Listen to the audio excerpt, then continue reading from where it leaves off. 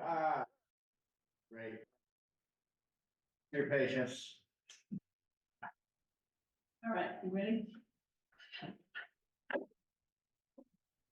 Yes, we are all set. Okay, so we'll call meeting to order at 6:25. Some announcements to start. First one is bittersweet. Thank you to Conservation Agent Michelle Green for her dedicated service to the town of Newbury. This is her last week, correct, Angus? No. Oh. So, the commission, due to a health issue, couldn't make quorum last night. Yeah. So they rescheduled last night's meeting to next Monday, the 10th.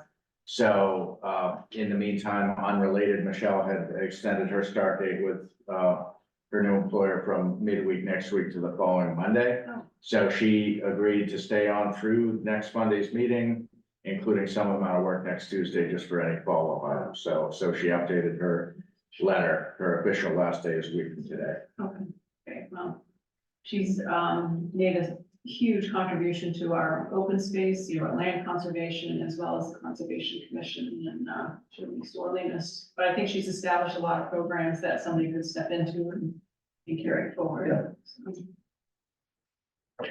The second announcement is about a tree committee alert regarding beech leaf disease. There's some good information on the tree committee's website, our webpage on that. The River Road Resiliency Project, meeting June 20th at the middle high school. Do we know what time? Yeah, it's gonna be? Yeah, it's gonna be, doors open at 5 o'clock and, program will start at 5:30. So there's about a half hour for people to drop in and have some food. So we're just finalizing the notice, that was going to drafts were going around today. So that should be posted, tomorrow. Route 113 Main Street, there's a corridor planning public meeting on June 25th. For the details are coming on that. And then finally, the pickleball feasibility study, which was funded by an article at town meeting.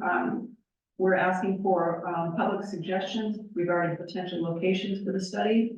I'll write up an announcement, Jim, to send out on that, but people can send their thoughts to the select board email address. Specifically, we're looking for thoughts about the locations, considering potential concerns like noise, to abutters, and also what design features you would like, full on restrooms, drinking water fencing, or just straight courts. So details of that and the announcement. The next step would be to hire a consultant to take that information and develop it into a feasibility study. Regular business, item A, public comment. Anybody here would like to make a public comment? Seeing none. I think we can move on and take the request for a special event permit for the Harborside Half Marathon. Evan, are you available to speak to that? Yeah, how are you guys doing? So this is not your first rodeo, right? No, this is year 10. So nothing has changed. We changed the course last year. It'll be the same course that we used last year. So no different on that front. We'll still hire the same police detail. We plan to have our water stops in the same locations as last year. We've already provided our certificate of insurance. So I don't have any updates on that front. Do you guys have any questions? Mr. Rick, any questions on that? Yeah, I thought the application was great. Last time I said that, Angus said, no, it was an internet. Remember I said that one year? No, you thought it was terrible. You guys have figured it out. But no, I thought his application was complete and thorough from what I could tell. Yeah. All right. All right, we should make a motion to accept the event permit from Evan for the half marathon. To grant the permit. Second. Yeah. All right, any further discussion? All set. Thank you. Appreciate it. Aye. Aye, thank you. Thank you very much, Evan. Yeah, have a good one. Thanks, you. All right, moving back to the regular item B, town manager updates. Okay, so the Route 113 corridor, we've got the date set. The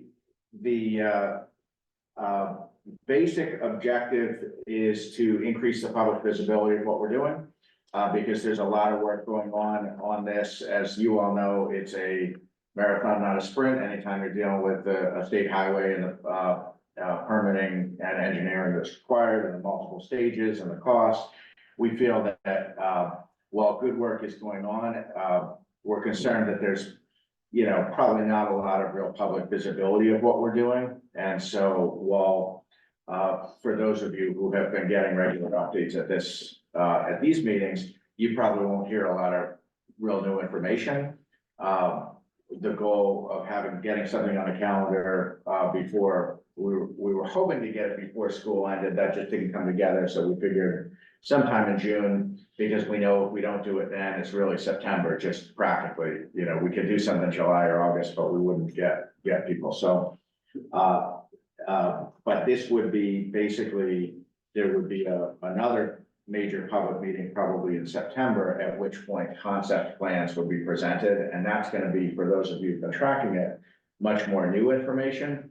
But the goal of a meeting on June 25th is to kind of more set the table for that, so that there's more public awareness, particularly among residents and abutters to the 113, that this work is even going on, and to basically restate some of what we've said before of the process involved, the focus nodes that have been identified, which we started with 6, where we added 1 during the process with the Way to the River and Ocean Meadow. So we've got basically 7 focus areas. Part of what I hope we can get out of this meeting is to kind of validate that and have residents say, yeah, we think those are the areas you should be focused on. Or if there's some other location that isn't an area of focus, and a number of people say, oh, you really are missing the mark, you ought to be focused on this other one too.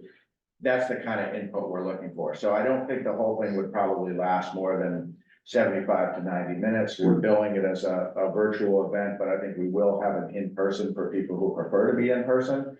But it's going to be primarily marketed as a virtual event. We've been working on a mailer because we think, you know, emails are only so effective on actually getting attendance. So the idea is to actually send notice of this and like a postcard or flyer to every property owner abutting 113. So the assessing office has put together the mailing labels. It's about 340 mailings. We haven't finalized that, partly because we wanted to make sure that we have the money in the budget. And a lot of the normal lines we would look to are quite lean. But I did meet with the town planner, and there is money in the planning expense budget. And she said she would be very comfortable seeing that used to fund the mailing. So basically Max has done a draft mailing that I need to tweak a little bit.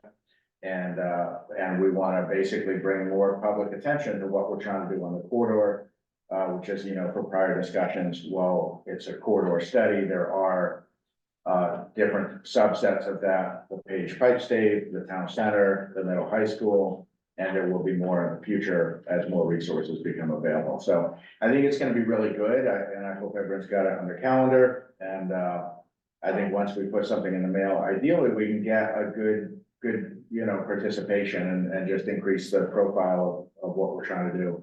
So will TC be in person or remote? Their scope calls for a virtual meeting, so you know, Kevin had indicated that he might be just as well to come in person. So if they're able to, and it's not going to drive the cost, that's always better. Yeah. But the commitment in their contract is for a virtual meeting. Okay. Second item, the hazard mitigation plan. This has been recently posted on the MVP site for public comment. There's a 30-day public comment period, basically going toward the end of June. I don't know if that got posted today or, okay, so Max is gonna post something tomorrow on the townwide news and announcement. I know it's not something people probably pay a whole lot of attention to, but as you know, it is really, really important. There are some additional comments that at a staff level we'll be making during the public comment period, because we didn't get to all of our comments during the kind of pre-comment period. So among other things, we'll be bulking up the section on the Middle Street Bridge to make it as close to kind of current as we can. So if you see things in the draft that you think aren't quite right, let me know and we can make sure those get resolved.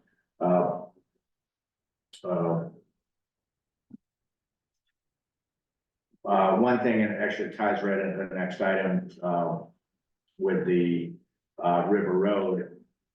The June 20th event, which is the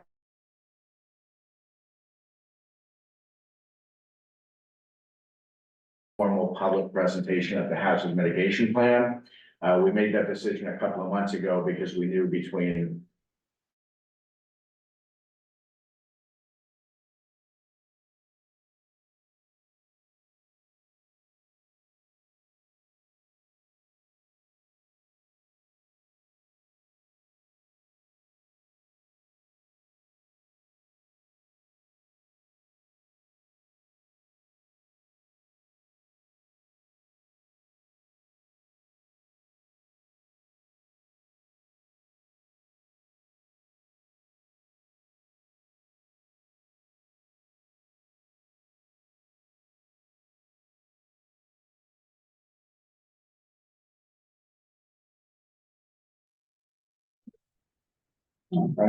Adam, can you hear us still?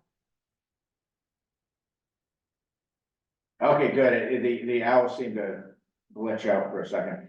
So if we knew if we had a standalone meeting for the hazard mitigation plan townwide, we're probably not gonna get a lot of people there. So in a way, that River Road is something more present and more front of mind for people. So we thought that would be a good way to get a little bit more attention to the hazard mitigation plan, and also just frankly to preemptively, like, basically assuage people's concerns that don't live in the River Road area, but have their own concerns about natural hazards or climate change. To say, we're really focused on the River Road area, but there is also a townwide hazard mitigation plan. So people, we don't want anyone feeling left out or feeling like, because we're so focused on River Road, that we're not focused on other things as well. So we thought it kind of dovetailed nicely. So NVPC will start by presenting the hazard mitigation plan. That'll be fairly brief, the first half hour. And then, so that'll be roughly 5:30 to 6, and then from 6 to 8 on the 20th, we'll be really focused on River Road. And there might be some nice synergy between those two items. The next item, the River Road, we did get actually 2 draft work products at the time we posted the agenda. We hadn't received the second one yet, but we do have 2 additional consultant work products that came in on Friday. Those are in your packet, and those have been sent to the Climate Change Resiliency Committee and to key staff. And that's all being put together into an overall report by the consultants with an executive summary. The only really additional work product we expect from the consultants, in addition to whatever changes they make to the draft reports based on comments received, is to put together an executive summary. And there's also a story map and some online elements that we're still waiting on. But basically, with these 2 work products you have in here, most of their work is at least complete in a circulation draft. So as you know, time is really of the essence on these because of the grant deadline at the end of June. None of us have the amount of turnaround time that we wish we had to provide comments. So I know, we send you a lot of paper, a lot of things to read, but if you want to have comments on these, definitely try to do that sooner than later. Christine Wallace is trying to put together all the staff comments by the end of this week. I think that's going to be tight. I know with my own timeline. But. So are there any tasks that have not been submitted? Just the overall report, which will be an executive summary, which will include each of the reports that they've sent. And then there's a story map on online, the kind of website that GMRI is committed to produce, so we haven't seen yet in final draft form. So, and there is a climate change resiliency committee tomorrow afternoon. And there might be other like punch list items, but in terms of major work products, that's it. There's the signage that has to be produced. We sent some updated drafts earlier today to get that a little bit better than what it had been. Excuse me, not for consultation, what does that mean?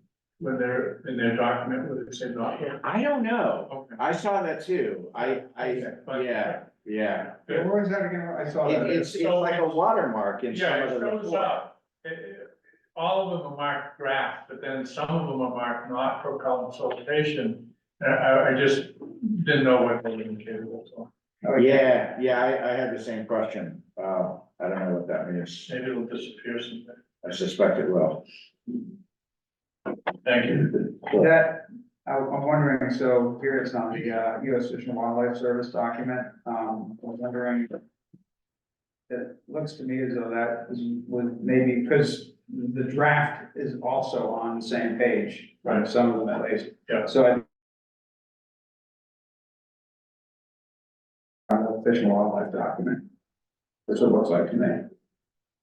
So, who Yeah, knows right. why, who knows why that was there? Right.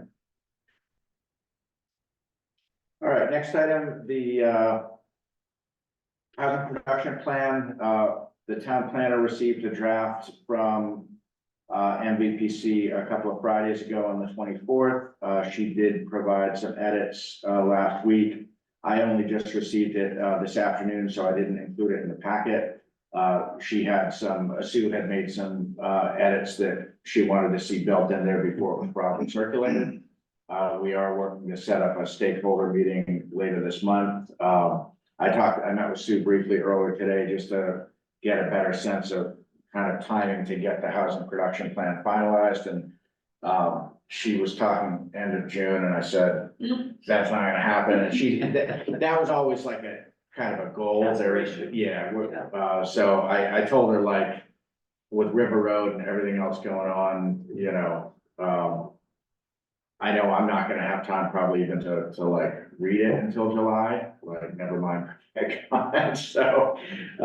Is MVP on deadline? No, because they're doing 13 of them all at once. Right. So So it's that should be more, fine. yeah, I mean, we've been out of compliance for a year, and as you know, it really only comes into play if we're hit with some major 40B. I mean, it's, the important thing in my view is to get it to where it's a well-written plan that actually reflects our policy intent, rather than to meet some deadline, which we already didn't meet a year ago, so. So I will send around the draft, I'll make a note to send that around, tomorrow. That's got Sue's comments, we haven't got the revised version back, but. Let's see, the masonry repair work, there was a change order that was approved on May 20th on that. So that's continuing to go forward. That was a change order to infill the sill that we previously talked about, or just something different? I actually don't know. Been that busy.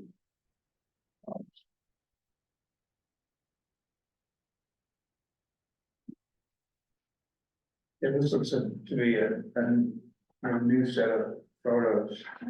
And, Yeah, I just got this on Friday myself, and so I kind of dropped it in the packet, and so I really haven't had a chance to digest it. So is Brian kind of taking the lead on this, or is it Christine? It's both. She's the point person in terms of like the contract with GNAP, but Brian's kind of there in the field meeting with Wells. And then, you know, Jonathan Seymour's been pretty hands-on with this as well.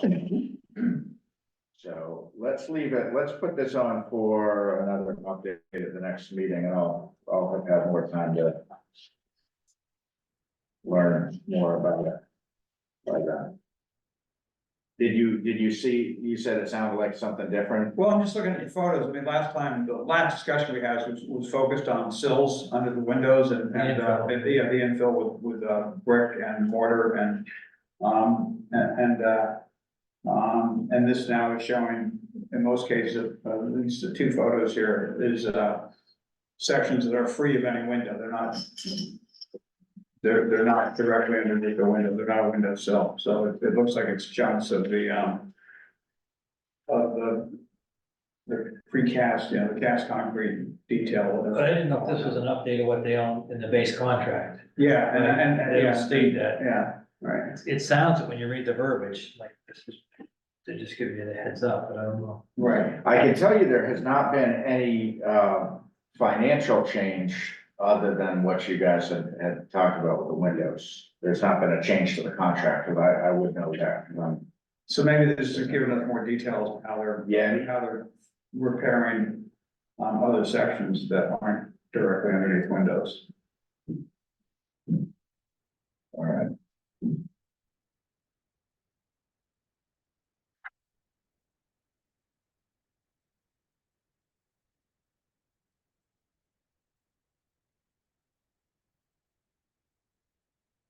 The HVAC replacement, we're closing in on, the work is done, it's a matter of commissioning the system and basically getting everyone trained on it and getting all of the as-built and everything over to Pentucket so they can build it into their regular kind of facilities maintenance processes. Warranty? I don't recall. I'm just- I think there is, yeah. That's what I said at there the is, start, yeah. to make sure we get one, because Yeah, the previous one was about a week warranty. Yeah, It was also a very good one. It should be part of their commissioning documents. yeah. Yeah, there's definitely a warranty, I just, I'll track that down and send it to you guys. The Coffin Street culverts, we did select, Williams, Sparages to help us with that. So that's good, we're at least we don't have them under contract yet, but we should within a week or so, and, that's good, because that's taken a while to get that to this point, there's still a lot of work ahead.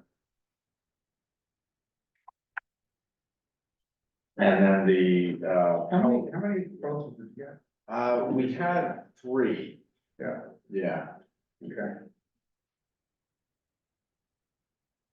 So it looks like, I think you have all the time segments up here, would add up to a max of 5.5 months, assuming things go immediately sequentially, and if there's a delay between different tasks. Well, was the goal to be, to go to a special town meeting in the fall with a proposal for for replacement of the culverts? that is a goal that we talked about, I don't know if we're gonna hit that or not. It looks like. Yeah, I think that, and with Michelle leaving, I mean, needless to say, it's not just that she's had a key role in this, it's that her departure has created a ripple effect on 100 other items Yeah. that now have to be picked up by others. Right. So, that would have been ideal. Yeah. I don't know that we'll hit that. We might be looking at next spring to get construction funding, and maybe we do something where we go out to bid in the late winter and look to award a contract, a week after town meeting, subject to appropriation, Yeah. something like that. That way we don't lose the construction season, Right. but to actually begin the bid process, in enough time that we could actually get the work done next summer. Yeah. That is definitely the goal. But whether it's realistic to have a good construction estimate by fall, Yeah, that'll be tough. I doubt it. Yeah, this says final design in winter. What I'm reading. So you'd have to wait for the final design before you can figure out dollars, right? Yeah. So it looks like it's the summer next year project. Yeah, the construction was never gonna be before then, so it was a matter of whether we could get construction funding approved to the fall, and I doubt that we'd be ready for that. I don't think we would be. Have you heard back about scheduling? I know this is just Friday that it Yeah. went out. Have you heard and get back to them about scheduling. I mean, I haven't, but I wouldn't necessarily have heard. Okay. I'm not Yeah. managing the contract, so, So, oh, that's right, yeah, it could be Christina. Yeah. Maybe we should. yeah, I mean, I've talked to her today, but not on this. Yeah. So.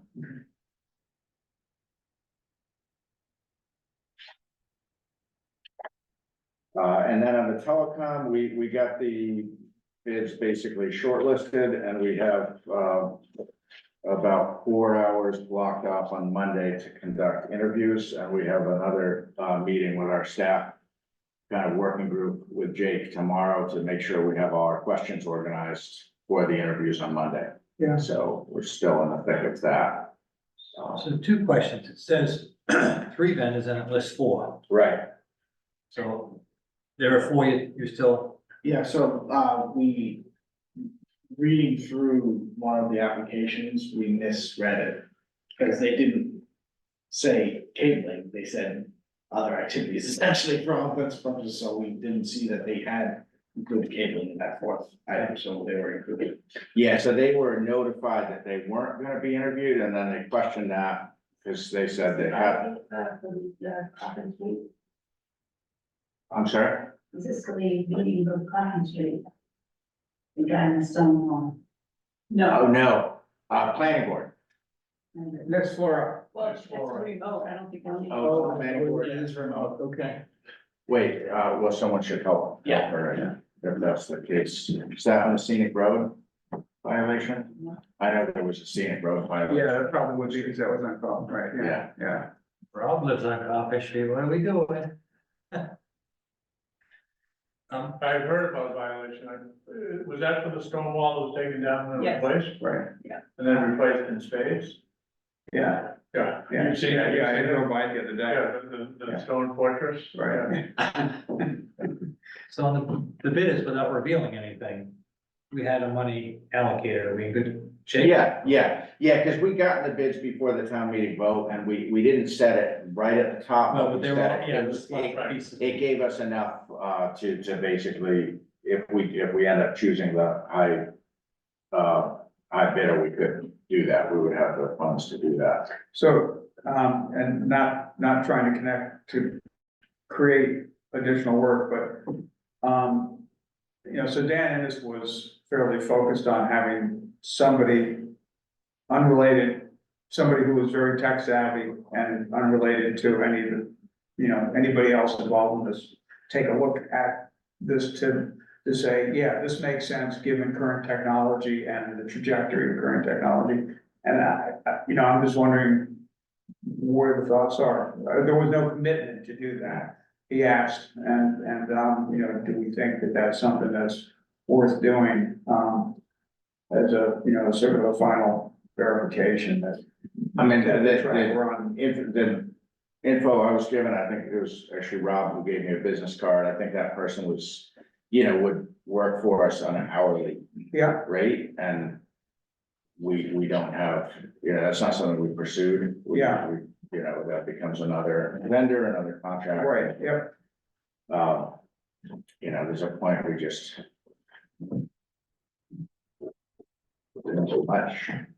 yeah. So are the scopes similar enough between the vendors that you feel like? It's hard for me to say because I'm probably the least qualified of our working group on this tech stuff. It's really not my wheelhouse, so there is a lot of jargon in a lot of them. Mhm. So I think,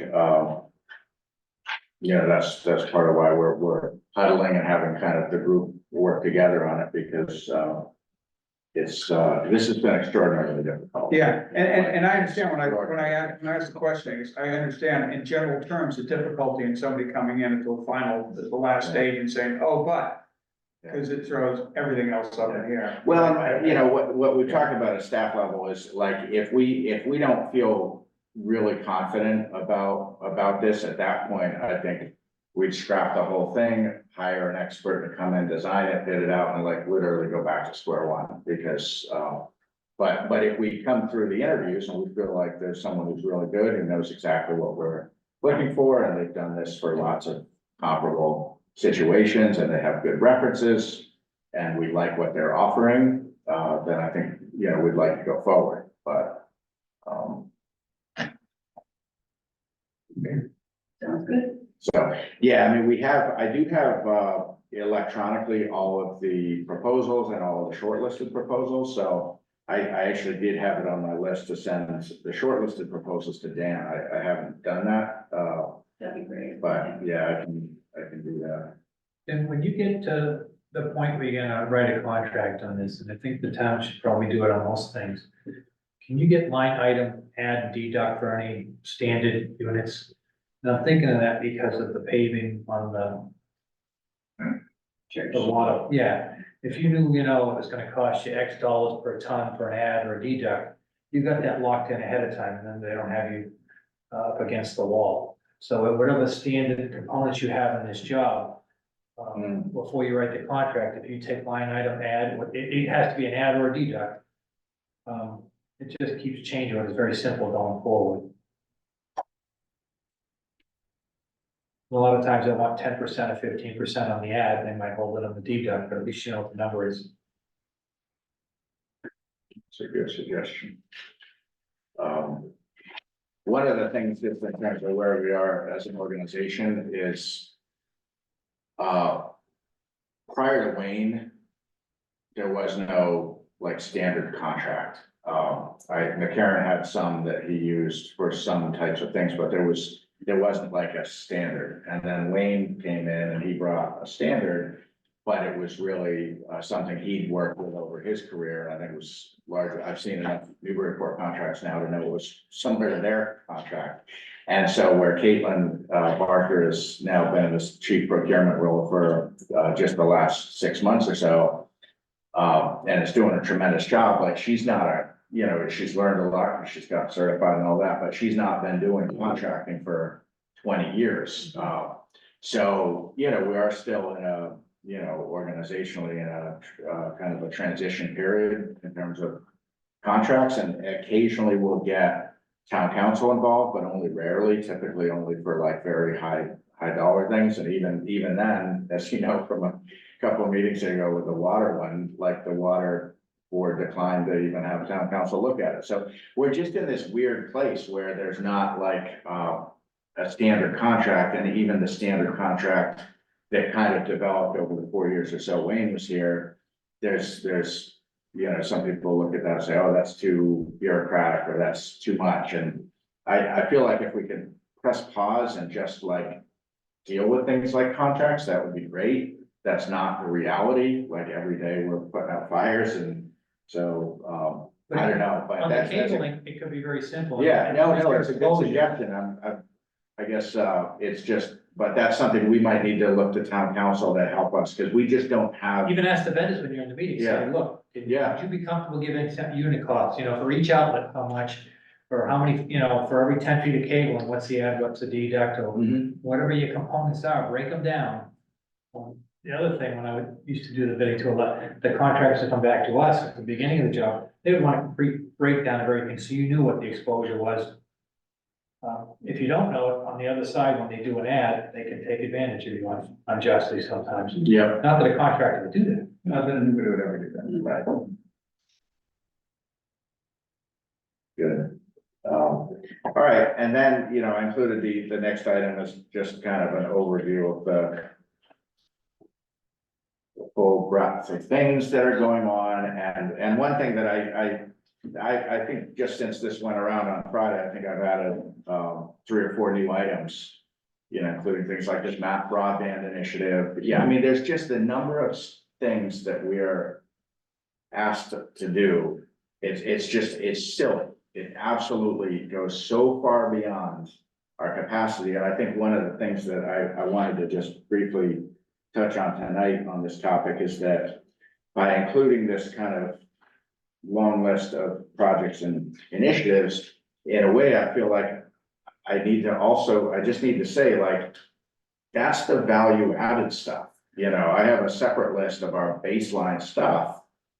I could spend 40 hours a week doing things like issuing debt for water, or collective bargaining, or managing insurance filings, or internal, review of our policies to make sure they're all internally consistent, I mean, there's 100 things, so it's just, I feel like including these lists is really good because hopefully it gives the board some, a good sense of kind of what's on the table and sets us up for hopefully a good discussion in early July as to next year's priorities, so we can be very intentional about that, but I just need to also remind everyone that every single thing you see in there is over and above the baseline. So it really is silly the degree to which we're doing way too much, and it goes up every single day. And so we do the best we can, and that's what we do, but this is just a fundamental mismatch with every town government I've ever worked for. There just are not the resources to do everything we're doing, but we do it, we go forward and we get things done, but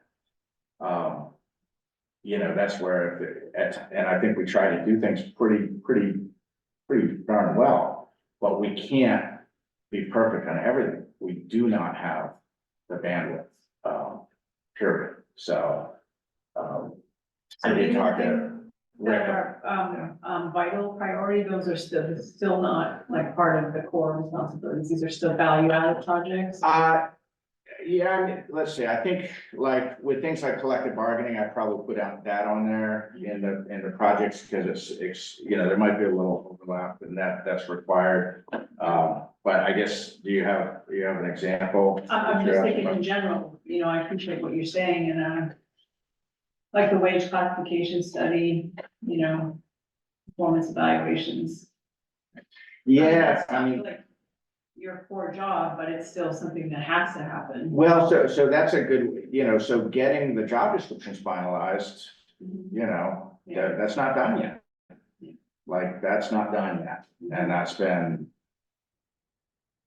17 months, and it's not done yet, and it's not 2 hours of work, it's probably 60 hours of work, like, so it's like, it's not gonna be done next week, it's not gonna be done the week after, it's not gonna be done next month, like, it's gonna continue to just, so what happens when conservation agent leaves, so I work with her and I take all the input she provided on a draft job description, we got hers finalized so we could post it.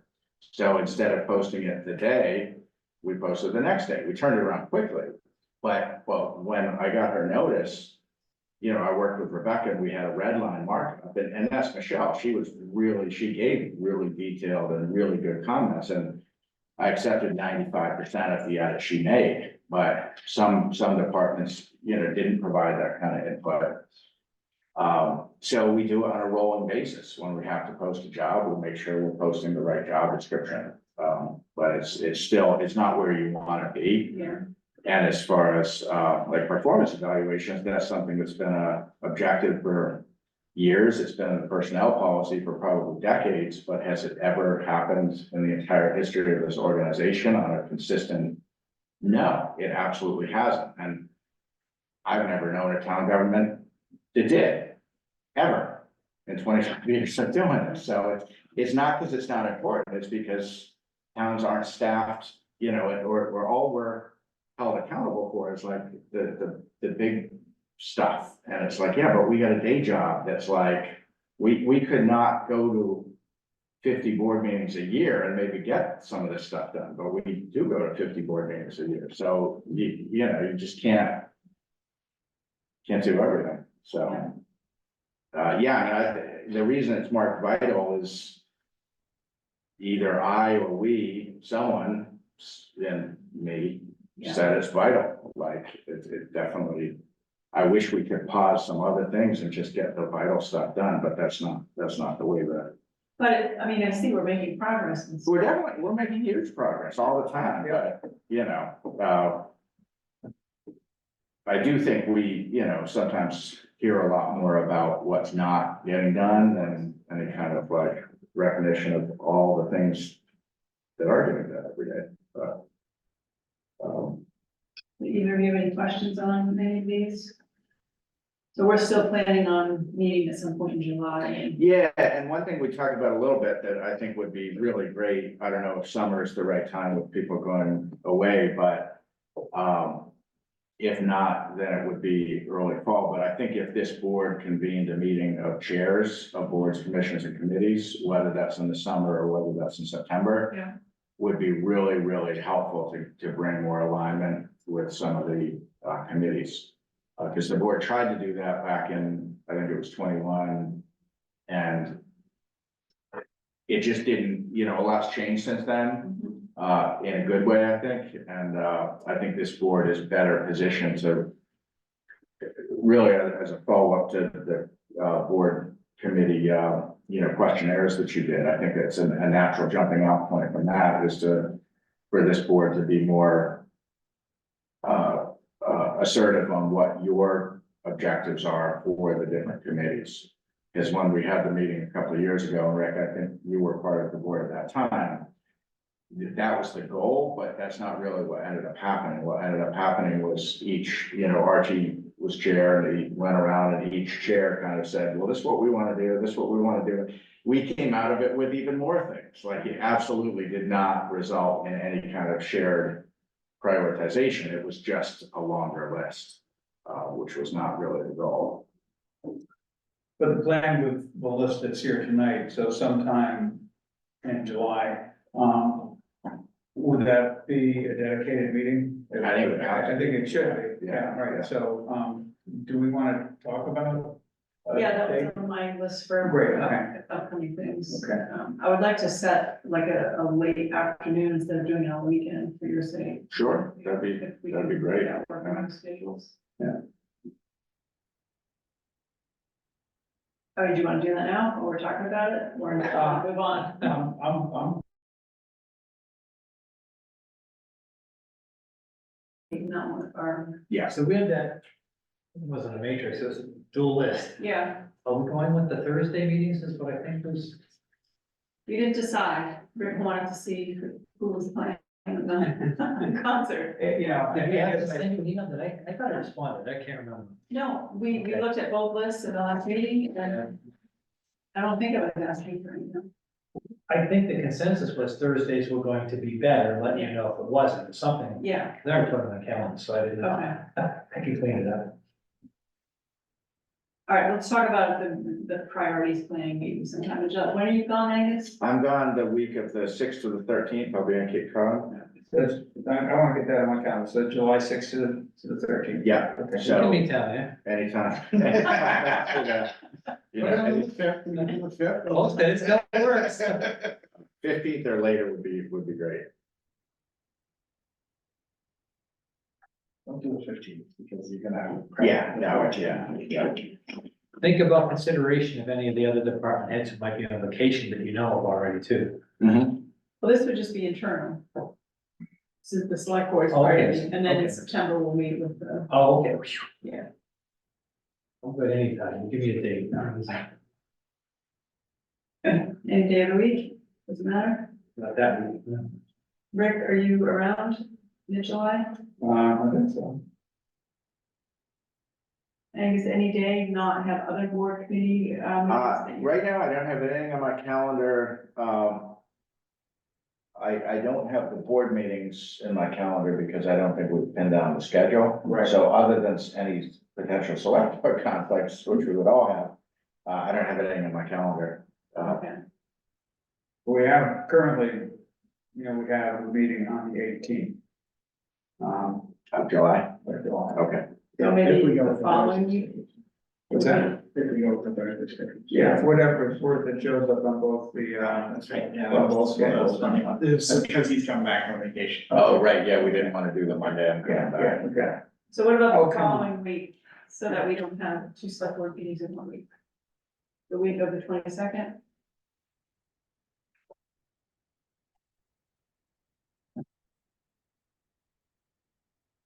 Twenty-fifth, Thursday, 4 o'clock, all Sure. right, does that work, Angus? Yeah, we can go to the 6:30 Yeah. concert. I got your back. It's the Wolf Sisters. What is it? That sounds kind of scary. Okay. Okay, so 4 o'clock. 25th. All right, We'll call it a goal setting session on priorities. Priorities. priorities. Yeah. Yeah. And I don't think there should be a lot of prep for you, Angus. No, I don't think so either. I think we're going with a whiteboard and Sounds good. that'd be great. I mean, it's a perfect time of year to do it. And it was 4 o'clock, you said. Yeah. Okay, are we ready to move on to department updates? First item is transition planning for conservation department. Guess you kind of alluded to that already. Yeah, I mean, it's, you know, I think it's going well. We've got Max basically deputized as he's gonna be tracking the incoming email, the email coming into the conservation account. Once Michelle leaves, is gonna auto forward to both Max and Molly. Max is gonna be Molly's kind of primary support in terms of agenda preparation, postings. You see if new filings come in, things like, you know, legal ads or butter mailings. He's gonna be collecting fees and receiving all of that. So he's gonna be kind of helping to have a dedicated presence, whether he's, you know, in our office, which he will be most of the time, but we will actually send him up there for, I don't think we have a schedule, but at least a couple of hours, if not, you know, a half a day a week, just so he, you know, kind of can help keep the files organized. He spent a fair amount of time with Michelle in the last couple of days, getting oriented to both the physical in terms of all the subfolders. It's all very, very well organized, and we don't want that to break down if it ends up being 6 or 8 weeks or more before a new agent is hired. We want them to come into the same well-oiled machine that exists. Yeah. And that takes a certain amount of maintenance, you know, week in, week out. So Max is helping with that. Molly is gonna be very hands-on as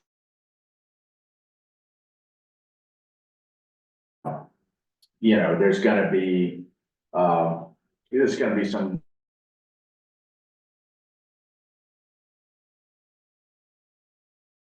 and, you know, I've been working with Michelle on some of the specific things that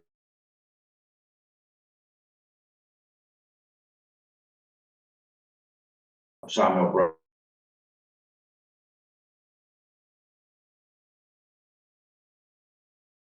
She's just been doing, it's always incredible work getting everything tied up, and if not like resolved, at least packaged to where the next steps are very clear and documented and laid out.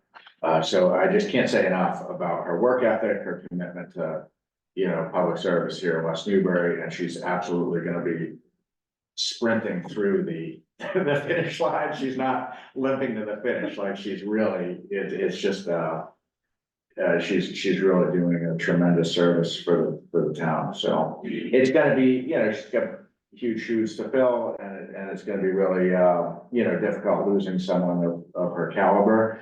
But with that said, we've gotten over 40 applications so far. I met with Molly yesterday. Rebecca's been doing a terrific job getting all the, you know, kind of managing the applications and correspondences and so forth, shortlisting applicants, and we provided Molly resumes for everyone who we feel is a clear yes in terms of interviewing, as well as everyone who we think might be of interest. And I think by the end of the week, we're gonna shorten it to the number that we'll invite in for interview. I had met with Molly and Michelle last week. And were you part of that? I can't remember. I think it was last Thursday, and we had basically talked through the hiring process, and I had agreed to write up an outline of how I intended to do that. So I sent that to Molly last week, and she got back to me. She said it looked good to her. Basically, the first round interviews will be conducted by me, Molly, and another member of the commission. And then once we get it down to 2 or 3 finalists, those will be held in an open session with the full commission, even though as town manager, I am the appointing authority. Obviously, I want them very, very much involved with the interview process. So, so yeah, we could be starting interviews as early as next week. Timing's gonna be a challenge. It's gonna depend in part on both Molly's availability as well as the second member. So I've asked her to pin down who that is. I think it's probably gonna be David Parrott. So I asked her to get me blocks of time that they can commit to, and then we would use those to try to get interviews scheduled as much in batches as we can, just for efficiency. Are you thinking like 3 to 5 to start? I was thinking 6 Okay. to start, with ideally 2 to 3 finalists. And you've also advertised for the support position? for the Yeah, budget? that's right. Yeah, we did get notice about a week or so ago that the inspectional services support staff is actually retiring at the end of the fiscal year. And we have advertised the land and building services administrative position that was posted, I think about a week ago. And we've already gotten a number of applications for that, including some very qualified applications. So I think in the next day or so, Rebecca's gonna provide the good looking applications to Sue and Sam, and we'll schedule interviews for myself, Sue and Sam to interview and get that position on track to get that filled. Ideally, get someone started in the month of July. Great. So, yeah, all contingent on having enough time to do all that, but yeah, that's, I mean, filling both of those positions is an absolute top priority. Okay.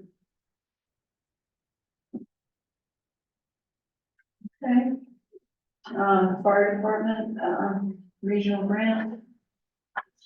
So it looks like this came in through the city of Lynn, and it's basically, so it's not a grant we applied for, and it's not a grant that we're like administering, but it's a grant that is, looks like resulting in a regional benefit in terms of training and access to drones. So, that had come in, late morning Friday, so I went ahead and dropped that in the packet, just really to bring more, visibility to, what seems to be a plus for the department. I don't know really anything about it in terms of when or how it'll be used or how often. This must be the new approach to firefighting, incorporating drone use. I mean, I haven't heard of that before. That's pretty It's interesting. probably an aerial view of this Yeah. environment. Right. Cool. Okay, Sage Center activities are in the packet. At the Woodlands of Essex. Jen is actually gonna be on vacation, so. Oh, is that why? Instead of Christine having to take over kitchen duties, she. That's excellent. Okay, moving on to B, boards, committees, commission updates. Item A, nominating municipal energy aggregation. So this looks promising. Things seem to be moving forward with changes at the DPU, right? Yeah, actually, went down to the DPU roadshow down in Salem last week. They're doing Yeah. 3 or 4 events around the state. There's one in Boston, the first one was in Boston, the second one was in Salem, and then I think there are 2 more. But it was essentially the DPU commissioners, or 3 of the commissioners, there are 5 total, but 3 of the DPU commissioners and a bunch of their staff, and they were just there to let people know what they were doing, how they had changed their operations, sort of their, the trying to maintain, better visibility with the public, of the public, of what they're doing. And explaining, in some detail, they've got I didn't realize how much responsibility the DP had, in terms of how many things they oversaw. I felt a lot better seeing this particular group of people in the DPU now than my sense was who they were before. I mean, it's I don't know if there's any comment on the previous membership, they are focused on, the public service, public facing portion of what they're doing as opposed to serving utilities, which it seems like the previous DPU was more focused on, keeping utilities happy. And, you know, I'm sure that's something they still have to be cognizant of, but, they're supposed to regulate the utilities as opposed to the other way around. Yeah. And anyway, they mentioned briefly the, municipal aggregation and how, effectively the log jam that was been broken and was in the process of breaking. It seems likely that within 6 months or so, we'll probably be able to move forward with it.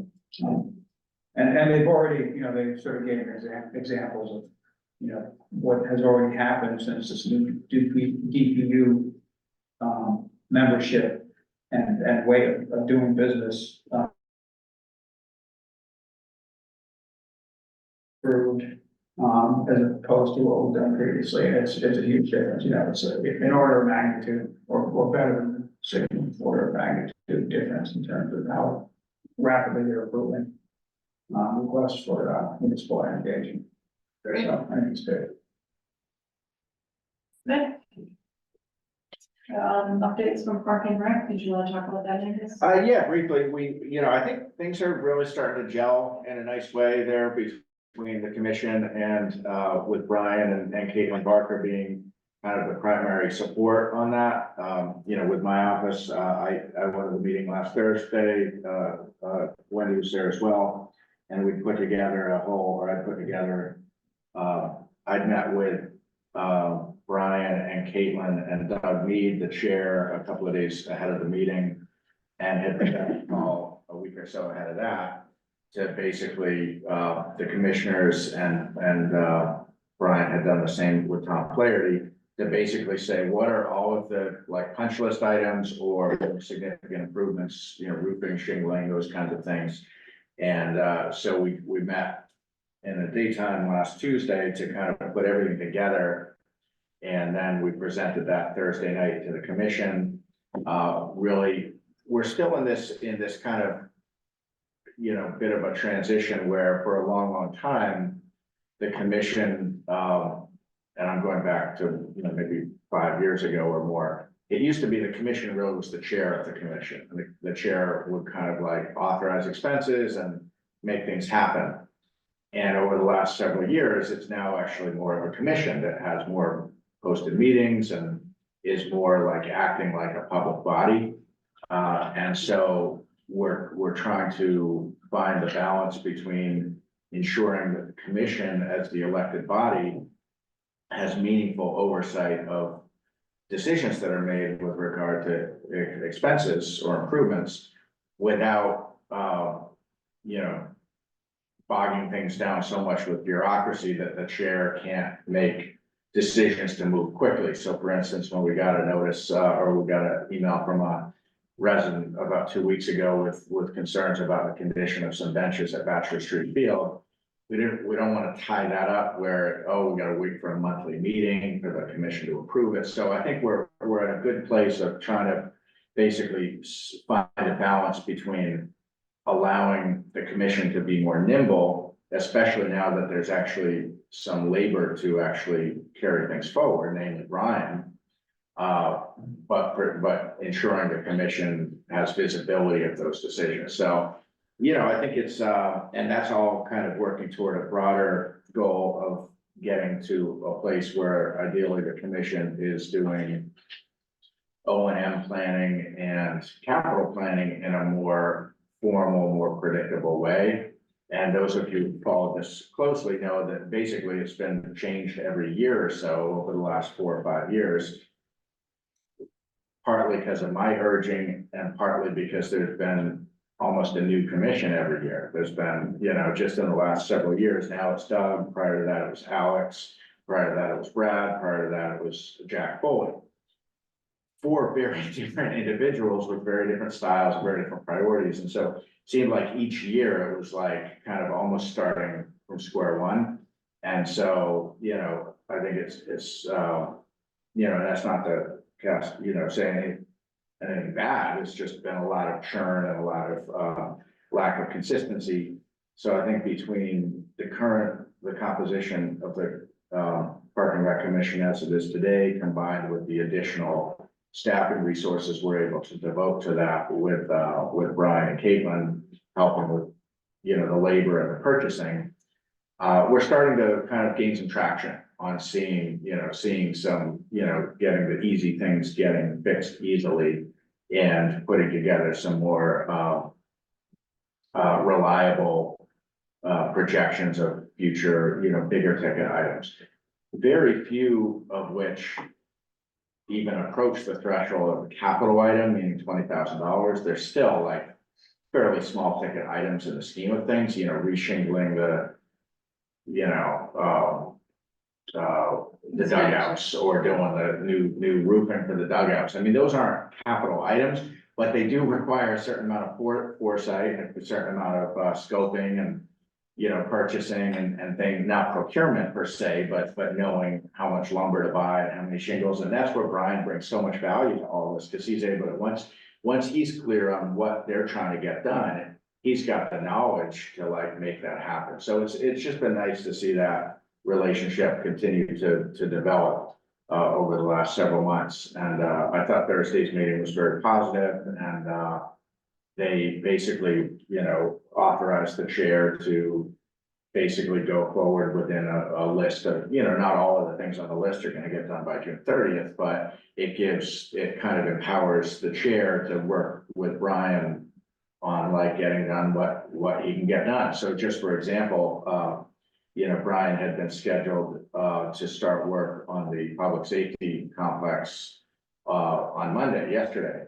And because of this bench issue that came up and kind of flared up and became a very imminent issue, because the condition of the benches was really terrible. I mean, they were really in bad shape, and I guess no one had noticed until the residents sent pictures and we're like, geez, those are really terrible. We agree. And so I told Brian, we just gotta fix this. And so he postponed the start of the public safety work by 2 days to allow him to do the benches. So those are the kinds of, we're still in transition where we're still like bobbing and weaving constantly every day, trying to put the best resources towards where they need. But it's just good to see, and I've really tried to put put clear expectations to the commission that we want them to be proactively reviewing the facilities under their authority and letting us know, like, we don't have eyes everywhere, and they have the relationships with youth sports and with different parents and things, and,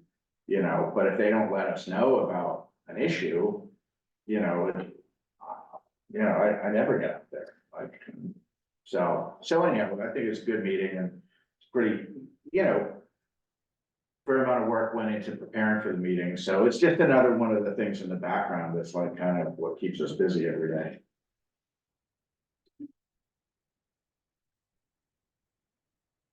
So the last item, this is not listed, but it's a liaison, the right to farm comments. I need to have those by the June 15th.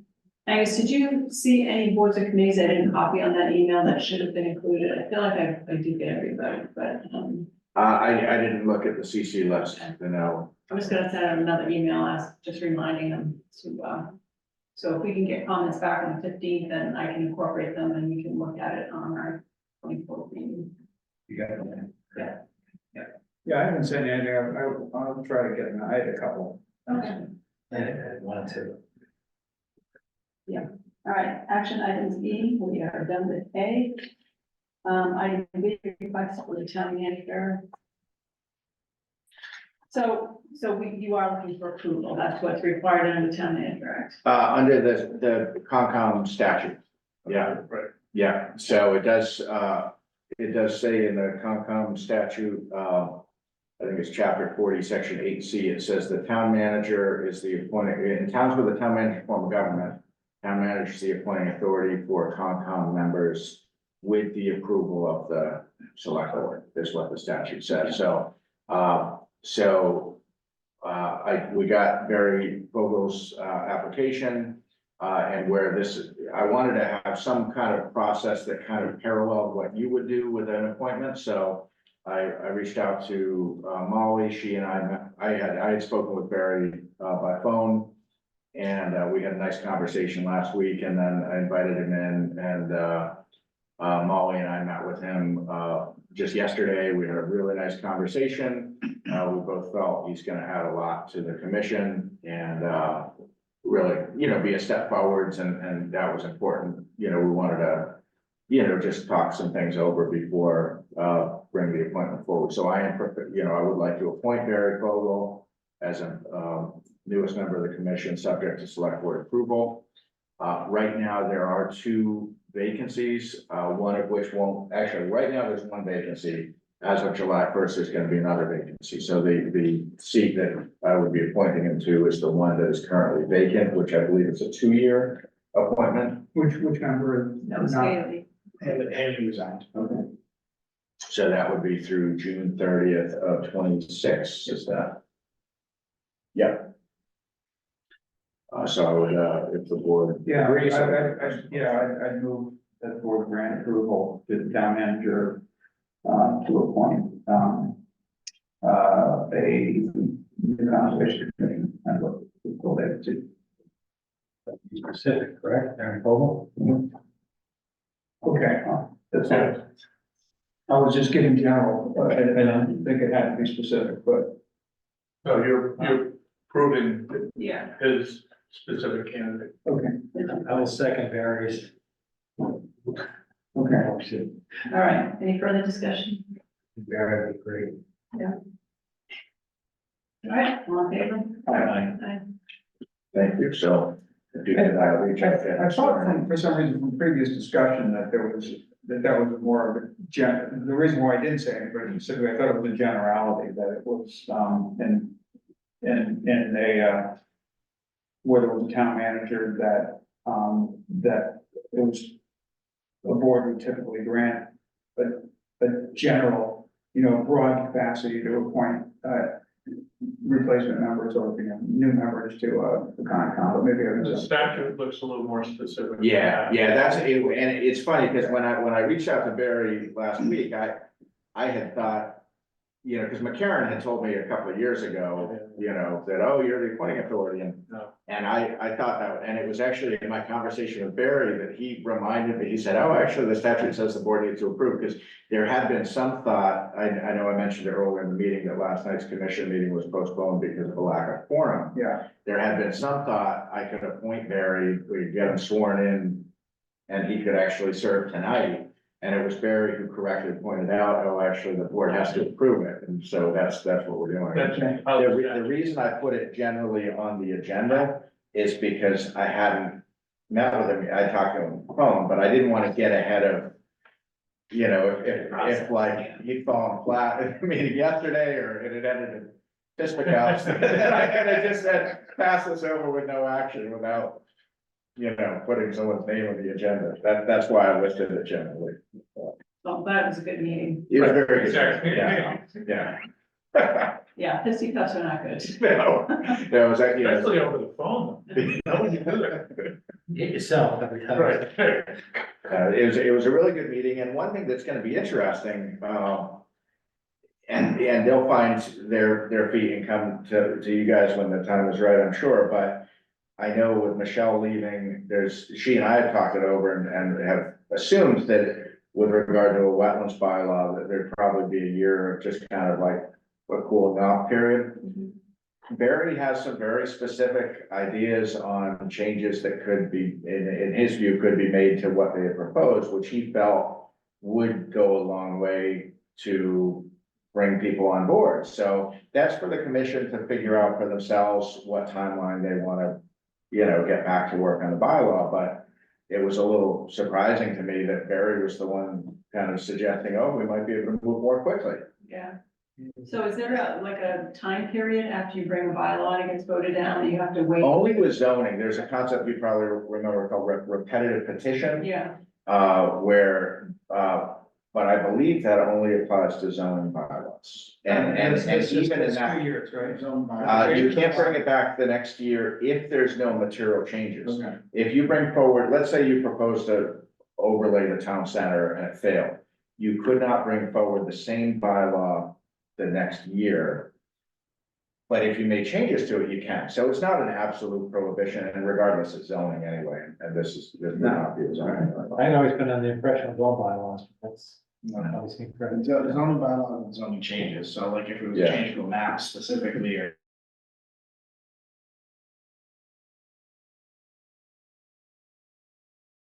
Priority.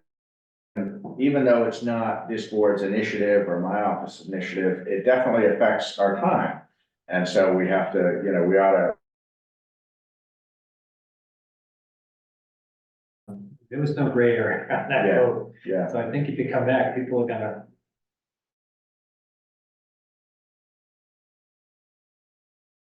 Not just a rewrite. Well, and also with the agent Right, transitioning, they really have a lot of work ahead of them. yeah, 6 yeah, months, so. yeah. Right. I think the townspeople are not in favor of their coming back in the fall, so, you know. Yeah, I personally think fall would not be a good idea. Okay, let's see, review the list of BCC members seeking reappointment. You would just make a motion. So the only change, so Brad did get back to me. Brad Orr. Brad Orr, Yeah. for the Harbor Commission saying he will not be seeking reappointment. So that's the only substantial change on this list. So would we appoint the two associates if, they don't have, My suggestion would be choose between the two associates and appoint them to fulfill the full term, or appoint both associates and they get to duke it out at each meeting, who gets to. No, we don't do that. That would be the other alternative. okay. So, Are there any members that participate in the meeting right now? Well, they didn't meet all year, Yeah. and I think in FY 23 they only met, I believe, once. but with Brad being the chair Right, and him leaving, they will need to reorganize at least. but if they don't meet, they can't reorganize. Right. Yeah, so this is just kind of empty. Appointment. It would be a vacancy right now. Well, I think she's saying that, I think- Because there's no, they don't function, they don't meet, they don't function, so it's an empty appointment. Yeah, but until we change the bylaw, which is not on the table. it could be, it just, Well, it's not a priority right now. Can I ask a question on one of them? Memorial Day Parade Czar, Mhm. is that the official title? Yeah, Wow, I didn't know if it's self-anointed. Pretty impressive. Maybe next year I'll put my hat in there.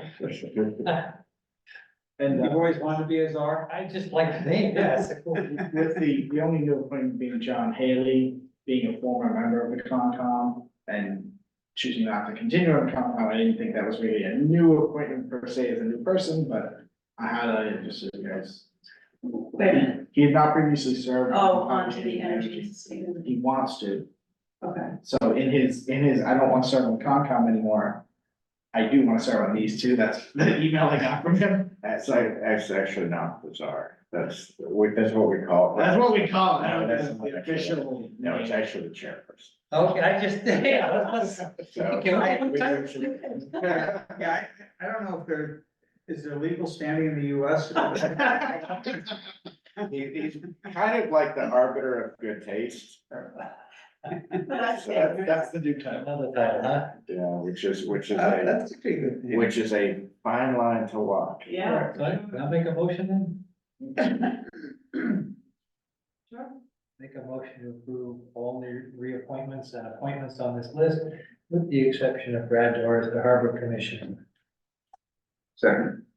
Just for discussion, where that has been, it's a little frustrating because, I think there are valuable functions.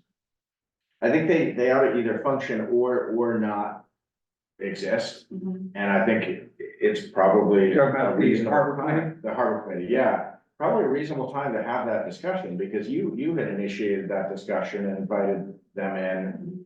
Was it last year or even 2 years ago? It was a part with the questionnaire, yeah, which, But I feel like there was something before that, because I think right early in your term, you were well aware that this was a committee that hadn't really functioned. yeah. How many members are there on Harvard? So this is another interesting thing. Under the bylaw, there are 3. back when I started in 2018, there was some real discontent Right. with members, and Steve Boyd being one of them. As the town's lack of, presence in terms of any kind of enforcement. And it was largely in response to Steve and some other residents at the time. That we changed the contract with Salisbury to add more of a visibility, and not just the pump out. And so Steve had shown some real interest, and we put out the board at that time, I think, had put out a call for interest for Harbor Committee. Steve had thrown his hat in the ring, as did Brian. The bylaw says there's 3 members. The board voted to appoint 2 alternates or associates. They don't have any standing under the bylaw, but I think it was still the right thing to do. I actually advised it at the time because I felt like, it wasn't practical at that point to amend the bylaw, and I felt like, look, you have people who want to get involved. Let them get involved. It's not like it's a regulatory committee where the validity of their seats is like gonna be called into question in some like court proceeding, so. But the spirit of the board's action at the time was to, if people want to be involved, let them be involved, but the committee, if you read the bylaw, it's a 3-member committee. So, I guess what I'm getting at is it might not be a bad idea to invite all 4 of them in, maybe to the next board meeting, or to urge them to schedule a meeting that maybe someone from this board attends, just to have more of a global conversation about what is their function, what do they think their function ought to be, because there's issues that me and other staff deal with that relate to the harbor per se. Whether that's enforcement issues or policy issues or grants management issues. That it wouldn't be a bad thing to have a committee as a sounding board, and they don't really function that way. So West Newbury Harbor, that's right down at the landing, right? So who else is a member? So it's Terry Hartford Yeah. and it's Tom Goodwin. So, I mean, we could appoint one of the alternate associates as a full member. Yeah. Right? Does Steve Boyd, is he on any other? No, Okay, yeah. I think it's, I would I would make a like to- motion. If I could, before we make the motion, Okay. I think it's fair to invite them in and just, get some feedback on if they're gonna meet. If they're not gonna meet, then it's kind of. Well, Then what's the point? You're saying invite all 4 in, or? yeah, Maybe that's the way to get them to have an initial meeting. yeah. yeah. All I right. mean, when I started in 2018, I got some emails from Steve and others in those neighborhoods. And I remember it really clearly. They'd send video clips of cigarette boats like flying down the river, and they were really like calling out for like the town to pay some attention. And I remember looking and seeing the harbor committee, there were no posted agendas for like 4 or 5 years before I started. Like, it was really like just. And it was at my urging, and I remember I had to press really hard to get them to meet. And every single time, I mean, and you probably remember some of this from your early time on the board, there were times it would take me months and many emails and phone calls To get a to get response. them to have a meeting. It's very frustrating. And it's all kind of, it's ended in a pretty good place because we got everything done, but we got things done in spite of that committee, not really with any role. So I do think we ought to talk about what's their role, because if it's not anything, then amending the bylaw might not be difficult. Yeah. Okay. And you may find if you bring all 4 of them in, they could develop a consensus about how they want to go forward. You may not. Yeah, Yeah, I know them. Okay. we did invite them before, and they didn't show, so. yeah, that was with a different chair, and you don't know how. I was gonna say, There's some very different points of view on what role they should have, if anything. All right, so let's, But as the appointing authority, it really ought to be the select board and the bylaw that really yeah. frames what is their role. Yeah. I would also suggest holding off on the open space committee appointments because they have not submitted their questionnaire yet. Graham assures me that it will be ready for the next meeting, so if that's all right with you two. we can appoint the list exclusive of the harbor committee and open space. So Just put that on the paper. So that I wanna understand what they're working on and what their priorities are before we appoint them. That's the whole point Yeah, of the okay. questionnaire. Yeah. Well, So put would the you- hammer down, huh? Yeah, that's what I told Graham, no questionnaire, no appointment. Accept that as a affirmative amendment, how's that make it easy? All right. Any further discussion? Just so I'm clear. No red door, no open space, but we will appoint associate. No harbor commission. No harbor committee appointments. Not yet. Okay, all in favor? Aye. Aye. Great.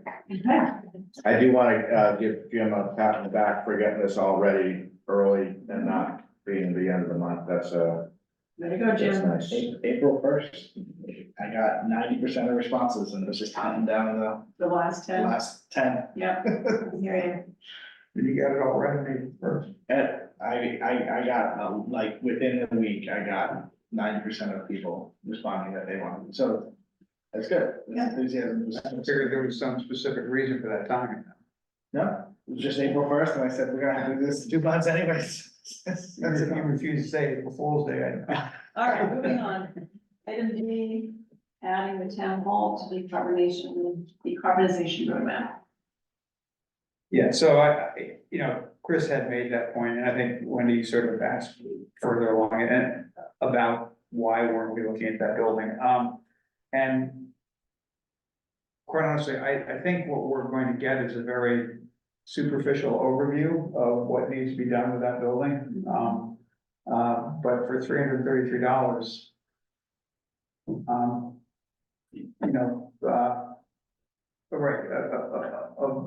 a solid page of information. Yeah, yeah. It will, justifies it, and we'll get more than that, but, yeah. New set of eyes on it too, maybe. Yeah, Just one idea, Mike. right, Yeah. right, I think it's also a good opportunity, not just with this building, but with all of them. Since we have, we did have to restructure, and we do have, Brian in a very different role and Caitlin Barker in an expanding role.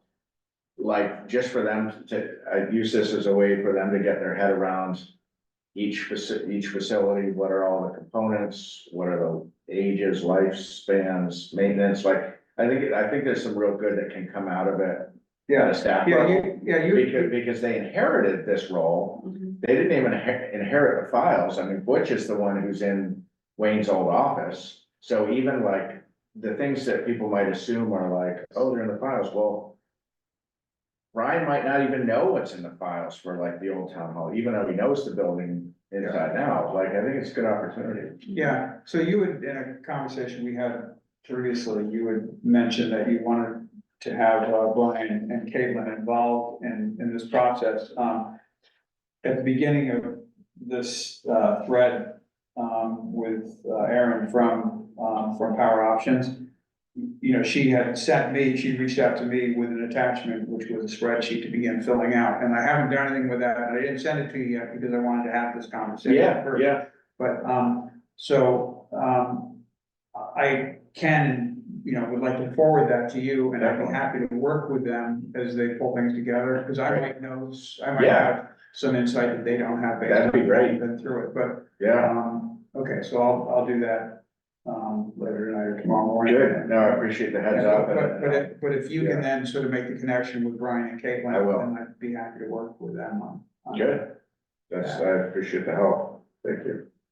Right, so motion, Yeah, so a motion that we add the town hall to the building decarbonization roadmap. That will be generated by Power Options. Second. And that'll require, revision to the contract. all right, any further discussion? All in favor? Aye. Aye. Thanks for looking into that, Rick. Sure. All right, item E is the review of the draft MOA with Essex County Greenbelt. This is just the terms around payment, and I mean, the closing has happened, but this is just a follow-up to it. We're not reviewing the conservation one, right? Well, you're not signing it, but, that's the one that I think is more, so the Concom will review that next Monday. And, Michelle had sent around some comments earlier today that I gone through, and I thought they were all good comments. Mhm. I don't know, you guys might not have looked at them, because they were just sent around, I think, midday today. But if you're in agreement with those, I'm sure that'd be good to let the Concom know. But they are the signatories to that, not you, so you don't need to, weigh in any more than you want to.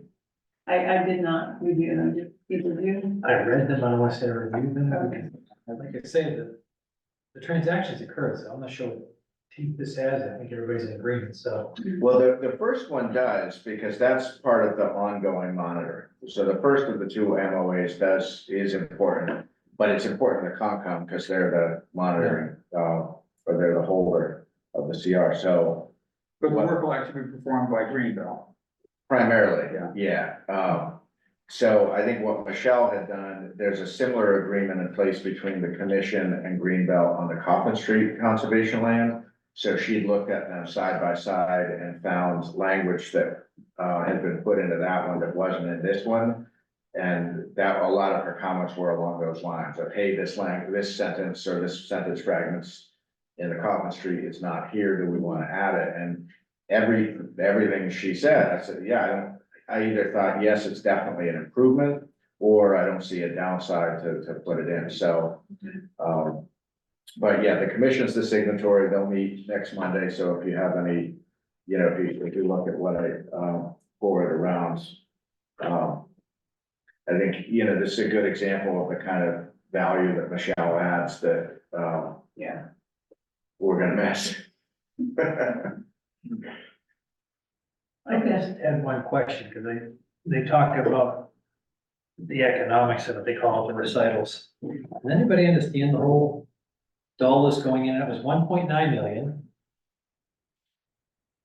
And then it's talking the buyers at 365.3, and they're gonna sell a conservation restriction of 275. I didn't understand how all the parts and pieces come together. Yeah, so Greenbelt bought it, then they sold a piece to the conservation buyer. And they're selling a piece to Fish and Game. That's not mentioned, that I could see right here. Yeah, so I think the Fish and Game part is separate from the town. Okay, again, you can't sort out I just couldn't figure it out in this document, so. Yeah. Well, I'd have to review it. Okay. So if we have any comments on this, get them to you or to Michelle? Yeah, or I'd say send them to Michelle, Okay. and if you want to copy me, that's fine, but, All right, before next Monday. yeah. All right, so on the one that we are signing, any comments other than your general objection, Chris? Well, Vanessa did offer to come to a meeting. I mean, this one's not really timely since they've already closed on it, but Right. she did offer to come to a meeting, so I think if, we had questions, just to understand how they structured it, you could do that. We could invite her in. Is that of interest to you, Chris? It probably wouldn't be a bad idea if we're gonna sign it to have an understanding of it. But that won't happen until the 24th, right?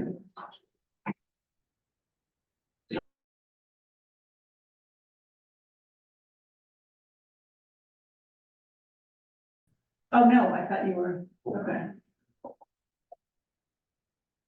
Going from the 8th to the 16th. Yeah, like this week.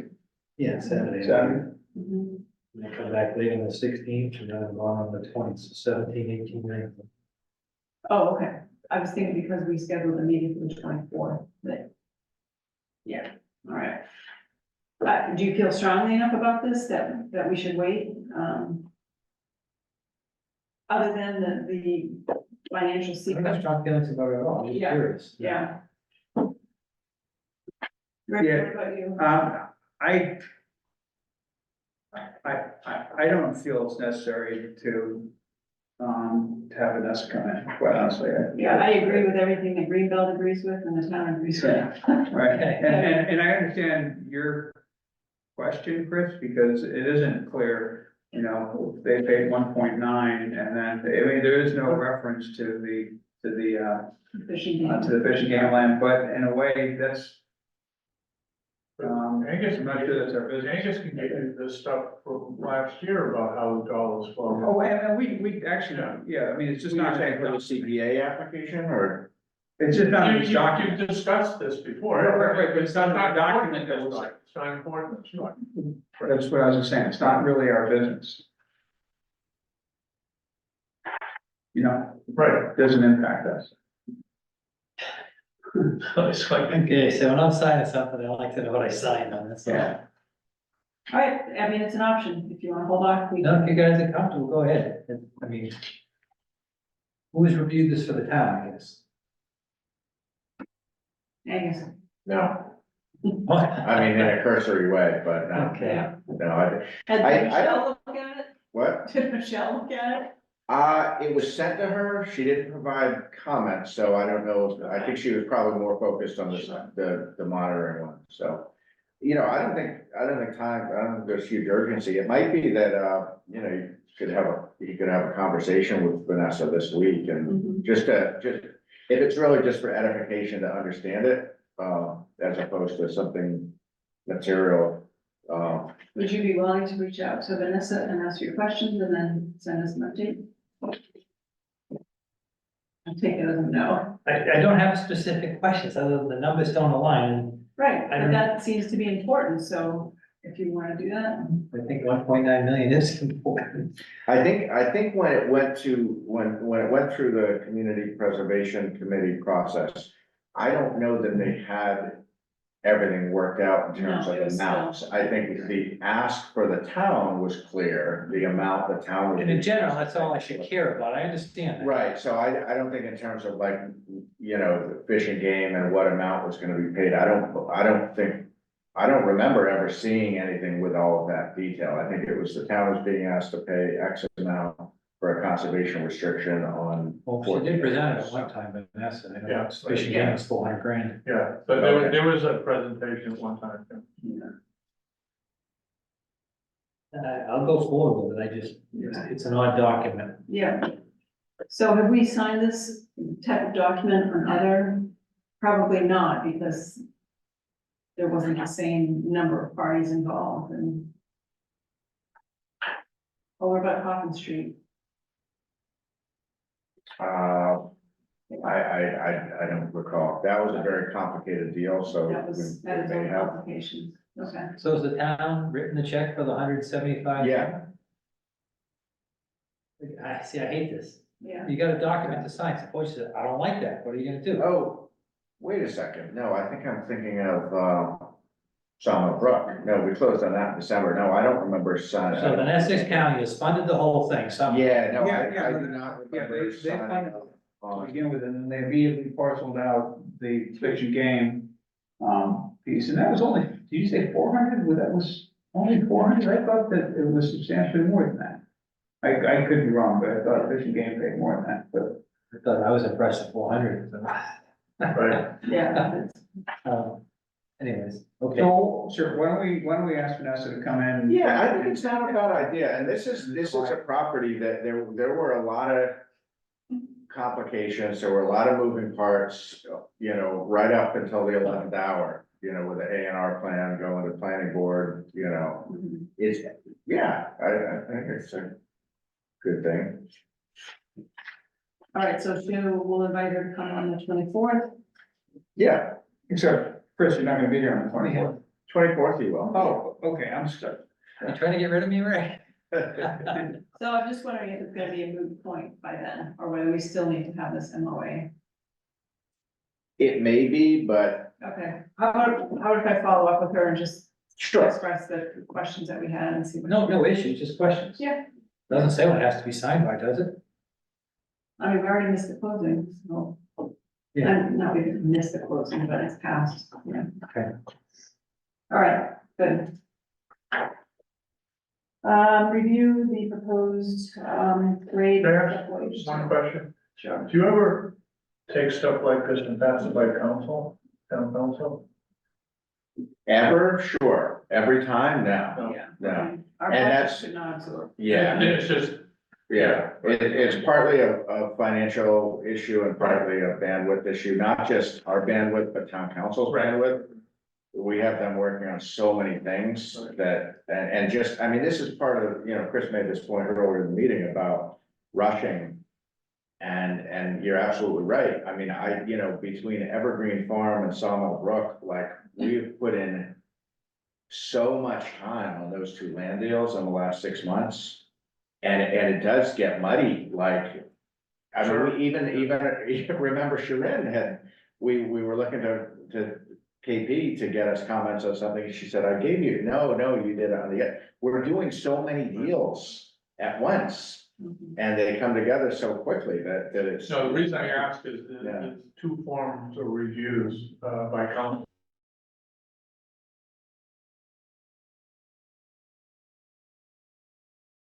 You know, every detail of what you're agreeing to, and they just look to it for a quick form, that's all, and that's all I was asking. Mhm. Yeah. But, I mean, the other thing, look, we.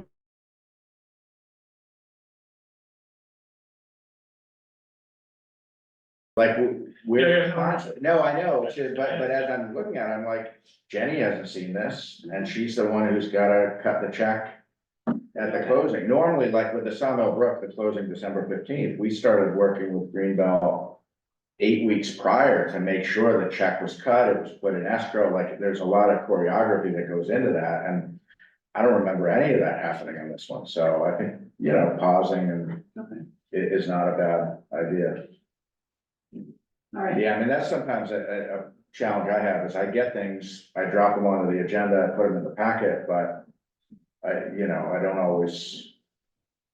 Just because it's in the packet doesn't mean I've like Totally absorbed it. better than. Right, yeah, I mean, a lot of things come in on Friday and I drop them in, I pass it through, but I haven't necessarily had time to even read them. I mean, to Rob's point, if council hasn't reviewed it, I would look at it with a different lens, Yeah. a little more responsibility there. Yeah, And right. this is a pretty simple document, but I still don't understand a lot of it. Yeah, So yeah, I had presumed that it had been reviewed by others. no. Okay. Well, you No, took that, so, yeah. All right, the next item is the wage table for FY 24, and this has the 2%. I'm sorry, 25, that's the 2% COLA built into it. What? So, So any questions or comments on this? Start voting. Do I have a motion? Yeah, I move that we approve the updated wage table. Reflecting 2% increase for this year. For FY 25. Second. All right, any further discussion? All in favor? All right, Okay. We are on to minutes.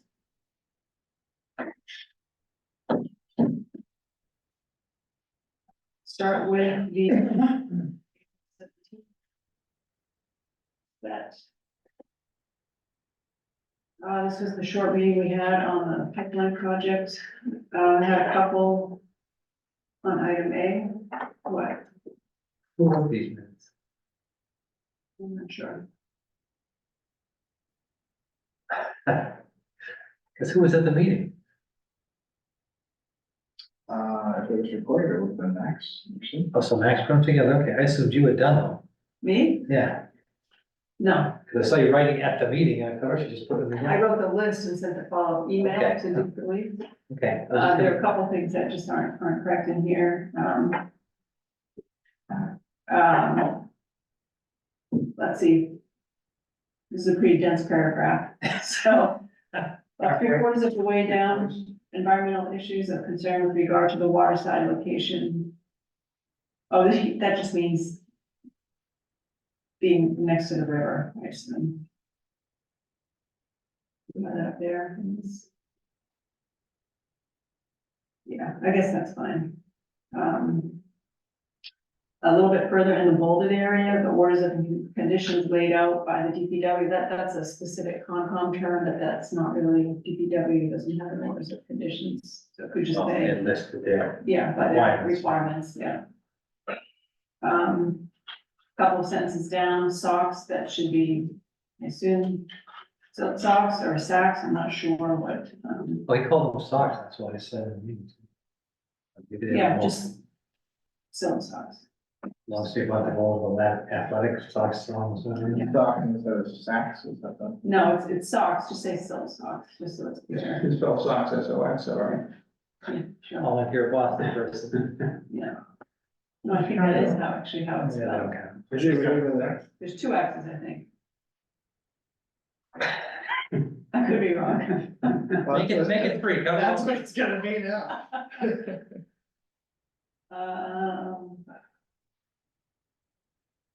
He doesn't go not disturbing grass, I don't know why I highlighted grass. So under anything else from either of you? Okay, so on item B, the last sentence, a request for a half-foot application. I'm not clear on that. D Police was not expecting Hill's request for a half-foot application. 6 inches. Right, but that was in the scope, though, right, in the bid documents. Yeah, I think the bid documents was, the thickness of Four. the existing pavement. Mhm. And I think Butch was asking for 6 Which inches. is more. That's my interpretation, what's here and what I think I recall from what I read, but All right, So 6 inches instead of that one. that's fine, I was not clear on what that was. You could always go metric instead. right. Yeah. Okay, if no other edits for you, motion. Motion to approve the minutes as amended. All right, second, all in favor? Aye. All right, move on to April 25th. Under town manager updates, item E, there's just a typo here. The work integrates, it should be well instead of will. Into the MVP grant, about halfway down the paragraph, starting with government. I had something to eat as well. Okay. You see that, Jim? Yeah. Okay. That was yours, Rick? In the, fourth line from the bottom starts, Parker spoke about this at the housing authority meeting and told the board he provided them with information on solar panels and decarbonization. Actually, we talked about the fact that they had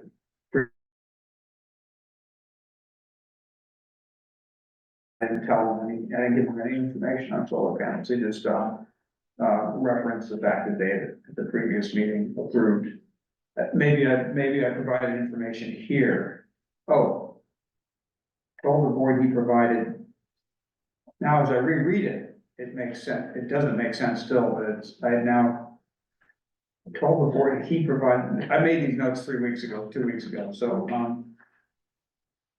visit to the housing authority meeting, told the board.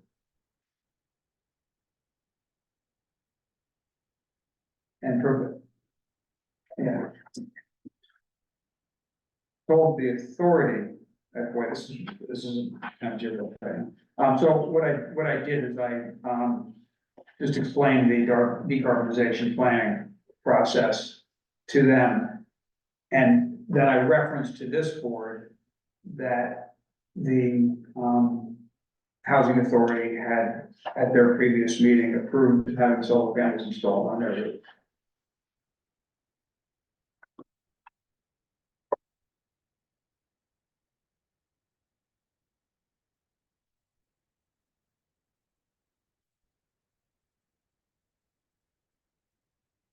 Yeah. Okay. Now, item C, A, instead of eventually, this is the last sentence, it should be strike eventually and say the Concom will provide final sign off with board review and add in time for the June 30th, 2024 submittal deadline.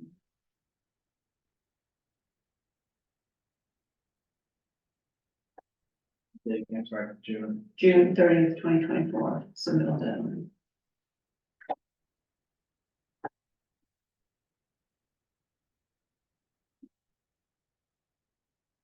Anything else? Under, Yeah, I have something here, but again, I did this weeks ago now, so I'm trying to make sense of.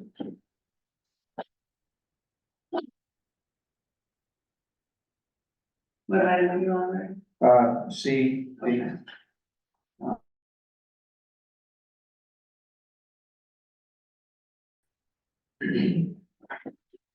So, under B, it said the town clerk said no, but if there was a choice, Parker asked if the town would be who.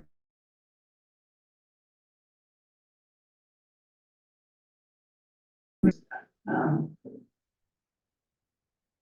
Yeah, okay, that was the area that I was confused by. yeah. So do you have any idea there, Jim, whether, Seems like you said no, it wasn't required. but the previous sentence of Right. the choice? that he- Yeah, no, I see. Yeah.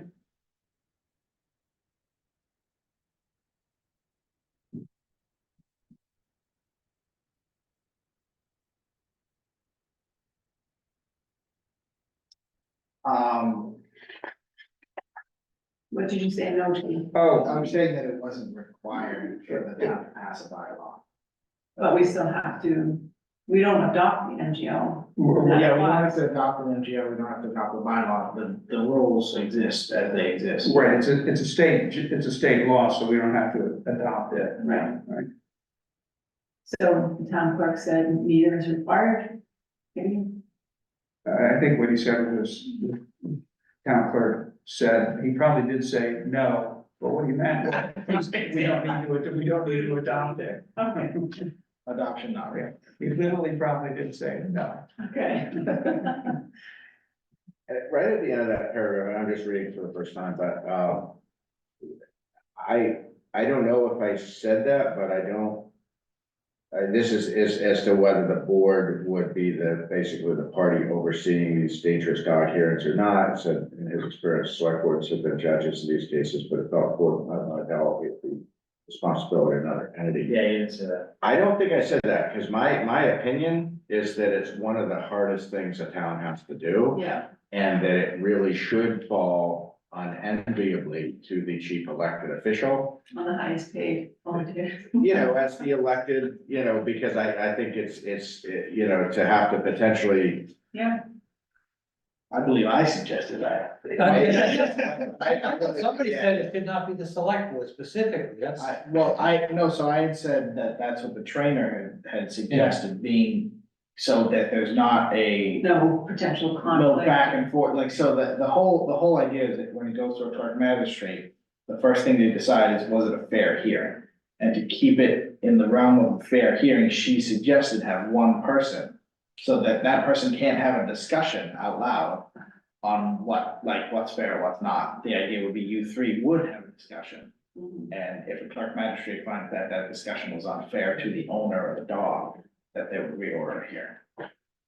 Okay. Whereas, yeah, the way I look at it is, it's like. You know, no one wants to do it, but you guys are the elected officials, whereas someone who's, and really anyone other than you, it puts them in an impossible. Position, like I wouldn't think of a police chief, for instance, like that's just a terrible position to put an employee in, to have to potentially decide to require a dog to be put down. So just strike the. I just don't recall, I doubt I said that. No, I don't I believe I said that. Yeah. And then you said no.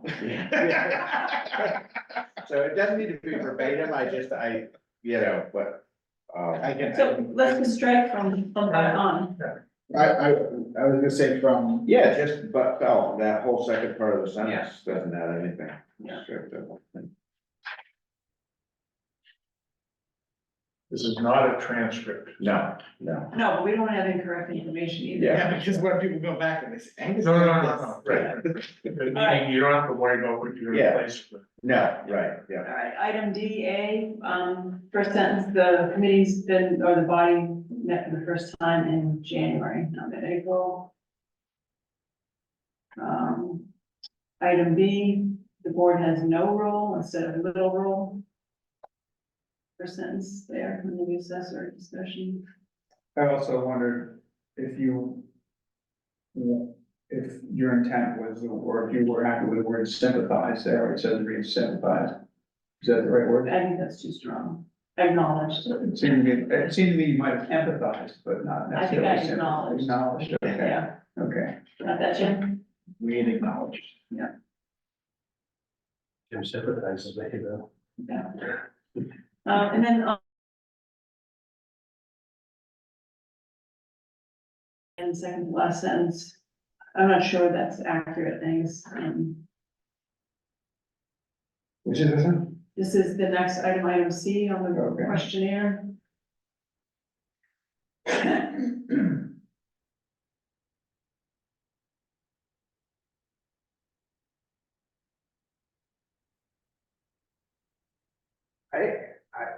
I don't know exactly, it reads okay to me. Okay. I mean, part of what I was saying, you know, I think part of what I was conveying was if there's gonna be a benefits eligible position, that needs to be clearly presented so I can budget for Mhm. it.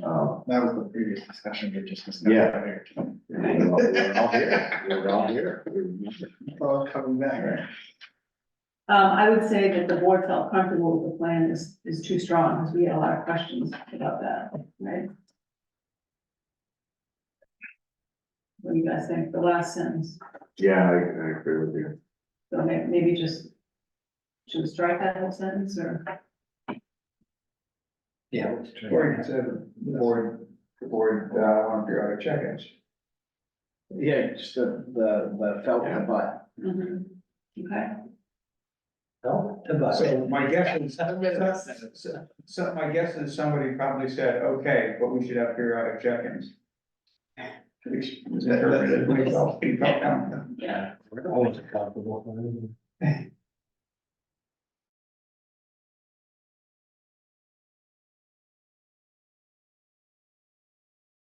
due to less potent winters, we just discussed, or Angus discussed the potential of lowering the budget. Should I keep going? You guys jump in. Item C, there's just a period missing the second to last sentence. Using the chosen vendor, it goes right into Parker and Jennings.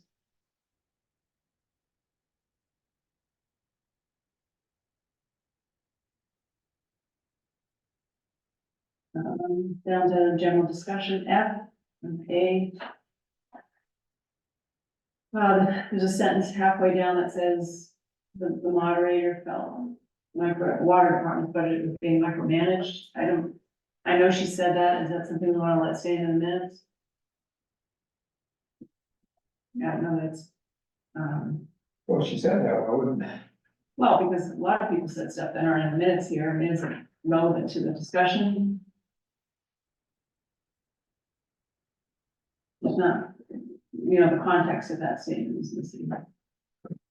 So I'm just putting it out there, putting it leave it or not. Huh? Nobody would read it? No, it said nobody agreed with her.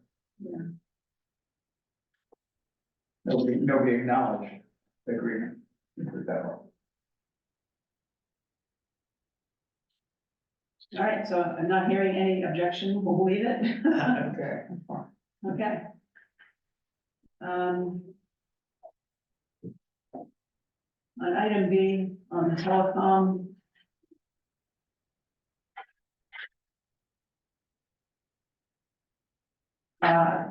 Like fourth and fifth sentence from the end, if possible, a third-party contractor would, we weren't looking for them to oversee the town's efforts. Following would, I would say, work with the town to determine the most cost-effective long-term approach to upgrading the phone system. So that one time work with the town. Work with the town to determine the most cost-effective approach to upgrading the phone system.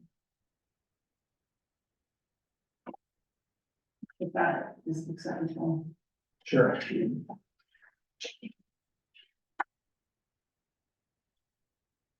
want? I move that we accept the minutes as revised for April 25th. Second. All in favor? Aye. All right, April 29th, the joint meeting before town meeting. I have no edit. I move that we approve the written. No. You will. I move that we approve the administrative plan. Second. All in favor? All right, the 9th. So long, but I've never read anything, so either I was tired and got lazy or. Under, let's see, item B, E, Oh, I'm just seeing this now, but there is a typo on item BA on the May 9th minutes, the very last line. Said a priority is green streets, it's actually complete streets is the program. May, what? The May 9th, BA, very last line. Complete streets instead of green streets.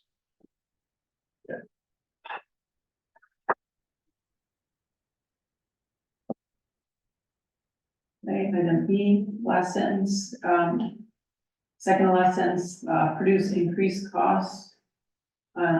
Instead of perhaps, just say other than. Purchase of a few new valves.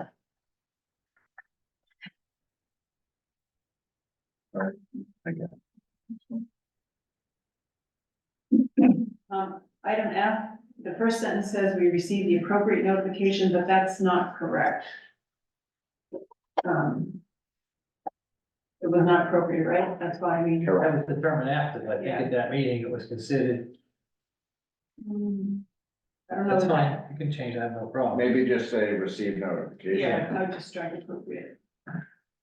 And then Grant is not a partial owner of the property, Correct. so then strike that.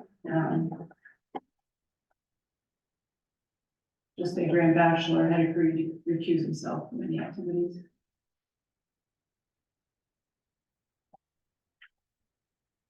Next page, item CA, VBM ballots that vote by mail.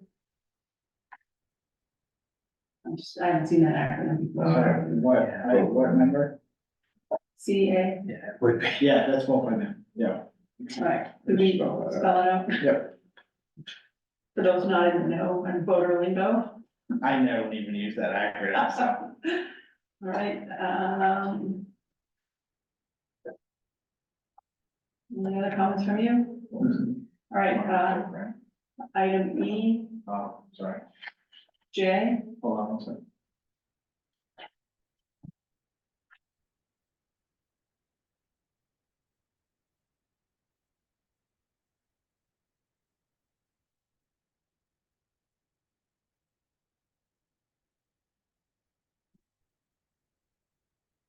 You don't like showing else? no.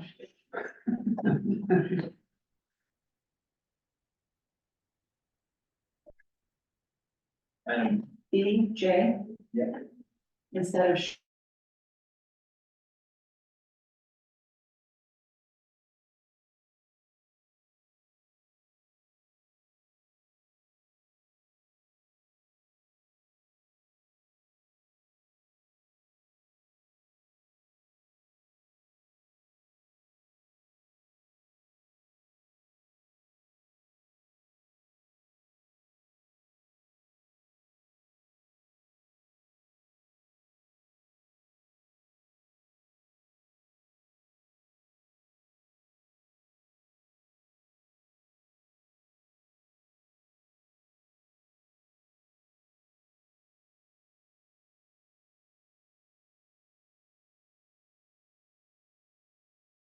I know, really helpful. meetings at 1:30, right? Let's see. I mean, do we need to discuss this thing? No, well, the question I had was, if we, I guess, in terms of attendance, whether, I know Chris will be out of town, I believe, so. Will you both be there, and if so, is it necessary to post, even if they're not gonna deliberate? And even, might we wanna post? I said, that was really my question of like, how do we wanna handle it procedurally? It's not our meeting, it's a meeting. And you guys aren't I- gonna vote or make a decision. So No. I don't think, as long as it's a public meeting. Okay, so, but I think it would be, if you're both available, Yeah. Yeah. I think I'm fine with this. this, yeah, I think that would be great to have you both there. Just as an aside, I don't know that this matter, it doesn't matter, but the same day, Senator Tar set up a meeting with the Groveland Economic Development Committee earlier that day on a different thing, so I think it doesn't matter, it's just, but it seems like he kind of like. Oh, so this is not a big priority item. I don't, you can read Just making into it it what you will, but it kind of, when I saw that through I was like, oh, I guess this is just like one stop on a road show that day. Not that special. And so I think, you know, what I wanna press at that time is the IMA, Mhm. and when will they take that up, and how are they expecting to vote on it? And, I think it's gonna be really interesting what we hear or what we don't hear. There was a comment the mayor made at a meeting that Rick and I were at that, you know, was a little concerning, a month or two ago, right? And, I think we're looking for a lot more leadership than that.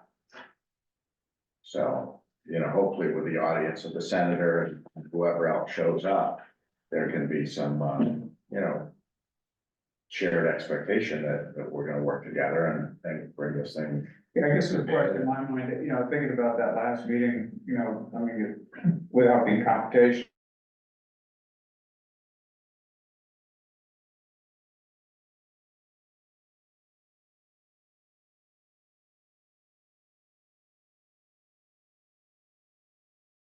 The way that ended. Yeah, it really the comment right toward the end of the meeting. Right, it was pretty much right at the very end of the meeting. Yeah. And so, So is this a city council meeting? I'm not clear on. No, It's just to have but, Senator Tar. what's his name? he convened the meeting. You know, get my head around. Is there an Well- agenda? Why don't we, try to connect with the senator this week and try to, you know, choreograph it.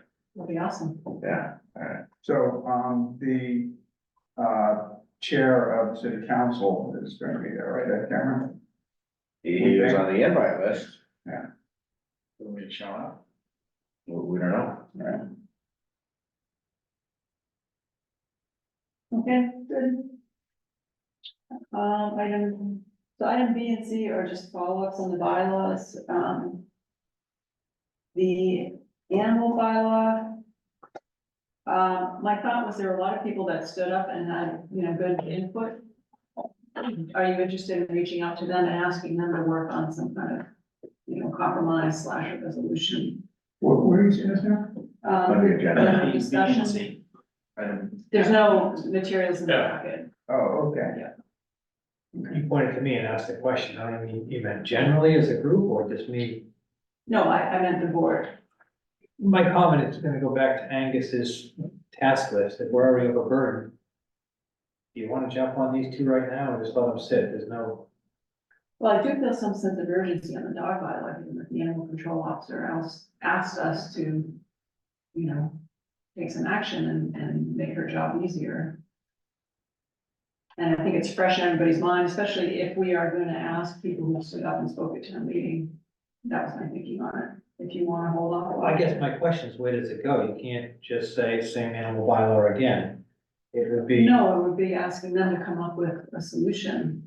People had a lot of ideas about, you know, what. could- Without having a dog park, it's probably dead on arrival, correct? I don't know. I don't. I mean, people talk, like Ray Cook had ideas about odd even days, I don't know if that would work, but Well, just. there was also, I don't recall if it was there or if I heard it elsewhere, but just the idea of having some area, Mhm.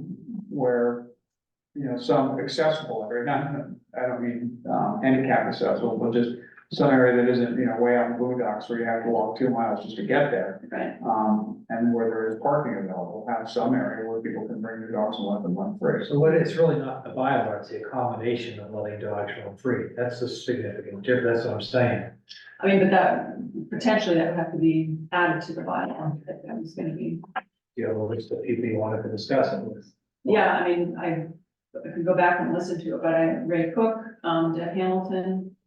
I think Catherine Roan had the opposite view, but I think it would be good to have people. Yeah, that happens. Oh, absolutely, yeah, Yeah. yeah, I mean, I recall, you know, for Ray, I think it was Ray, who, you know, he mentioned availability or access to the water, you know, no pond.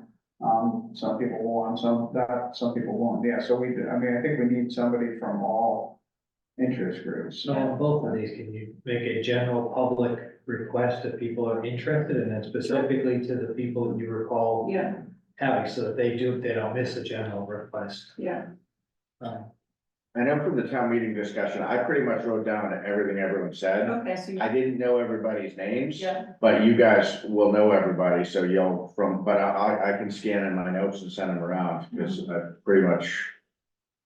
I wasn't gonna sit there, so I just. But they might not, pretty much there might everyone be people who said. didn't get up and vocalize it, who would be interested in their Yeah. input too. Sure. Right, yeah. right. so I guess to Chris's point though, Angus, is this something that we should table until the workload? I think it It's not gonna depends, be on it you. really depends on what, just because staff are stretched. Mhm.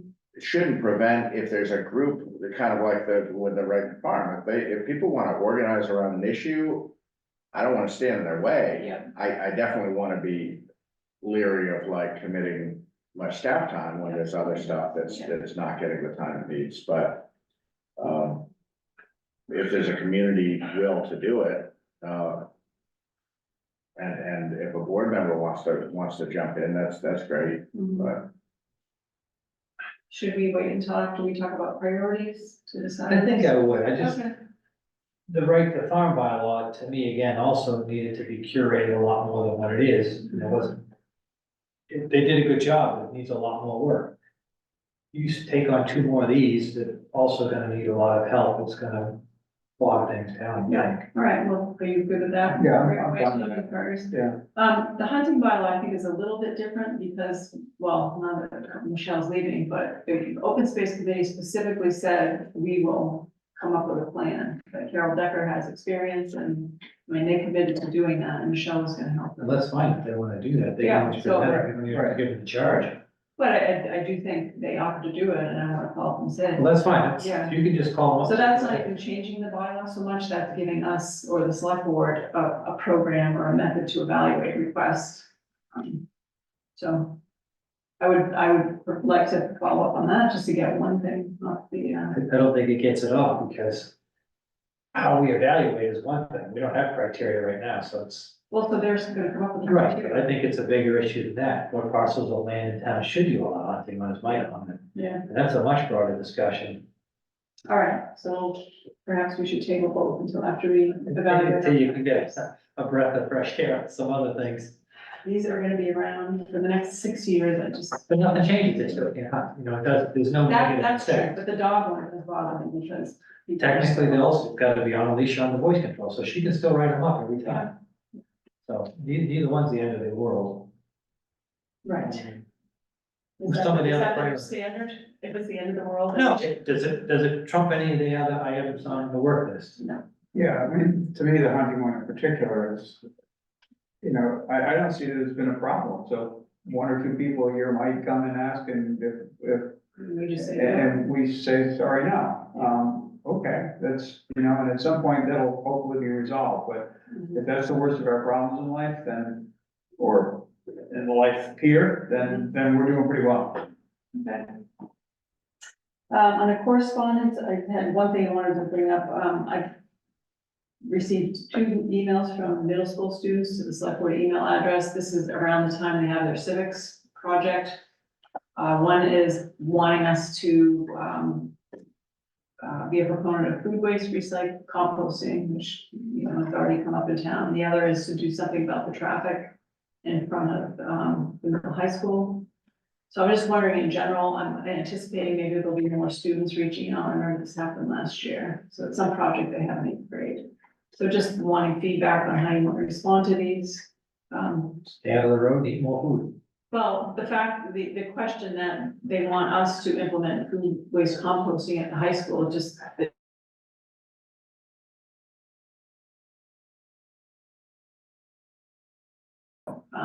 Right. We don't have any of the school. Well, so they had, I think they sent the same correspondence to Rebecca, because she approached me this afternoon and asked, and she had been intending to send an MO, go contact the school committee. Mhm. I told her to hold off, because I knew it Yeah. might come up tonight, and I don't want them to feel like they're just being passed around. No. Uh, And I know she spoke to Paul about what the implications would be, you know, as far as health department, and I guess it would involve an additional rodent management plan and different things. And so I know you texted me this morning, I got back, you know, maybe I'd give a little talk. And you might have thought I was being tongue in cheek, I wasn't. No, I didn't. Because I do think like, and like on the traffic safety in front of the middle high school, as you know, we got the earmark, we're signing, like, no one's gonna wanna hear all of that, but that would be the best way for them to learn. You know, it might be a good teaching moment, because I don't want the kids to feel like they're being blown off, or they're just being like pushed to the what we want them to learn, because they'll feel like it'll start their cynicism, you know? So I do think there might be a teaching moment to say, like, it's a state road, and you know, it might be surprising that your local select board and highway superintendent can't just go out and put in a crosswalk, but we actually have to go through the state and get permitted, and, you know, it might be a good teaching moment. Like if if the kids just throw out, well, I want to see this, that's a great idea. This is what that would be involved. They're not gonna like it, but nothing happens overnight, and, Yeah, but it's just, that's not the kind of thing you have time for. no, it's not, but, So, I'm just looking for input. I mean, I can try to guide them to the right. What are they looking to do about food waste? Composting, you mean? They want, yeah, the student spoke to Black Earth and got a price for food waste composting. From school. Those school, yeah, They have Black Earth composted? yeah. I mean, we have a contract with Black Earth, they take all food waste from the Governor's Academy. I know, I get a kick out of it when they drive around town to pick up a little green bucket. I'm thinking the carbon footprint, when these people should be composting in their backyard, Yeah, is horrific. On that 2 acre lot. Yeah, I mean, when my wife was a middle school teacher, she actually bought one of those black composting bins, and they had it in the courtyard, and the kids composted. mhm. I don't know why they don't have a project like that in high school. I would tell the kid, it's a great idea, go see the superintendent, get it going. All right, just do it in a nicer way so that we don't squash their spirit. I'm not looking to squash it, I think it's Yeah. fantastic, I thought that's one of my favorite hobbies, the compost, I make soil. Yeah. I love it, I think. For them to understand you could take food waste and make really nice soil is pretty cool. This is probably the largest food waste in the town, it's. I would think so. Oh, absolutely. No, absolutely, yeah. I mean, you know, maybe it might be good to just find out who's the teacher, and maybe next year, like earlier in the school year, Yeah. as part of that curriculum, to have someone from town hall come in and give a little civics. Yeah. Could be really good. Yeah. Cause there are ways to make a difference, but it doesn't happen, you know, as quickly as, you know, there's no shortage of good ideas, it's carrying The them forward. implementation, make it actually happen. But just to give you an idea, I mean, we are doing civics thing.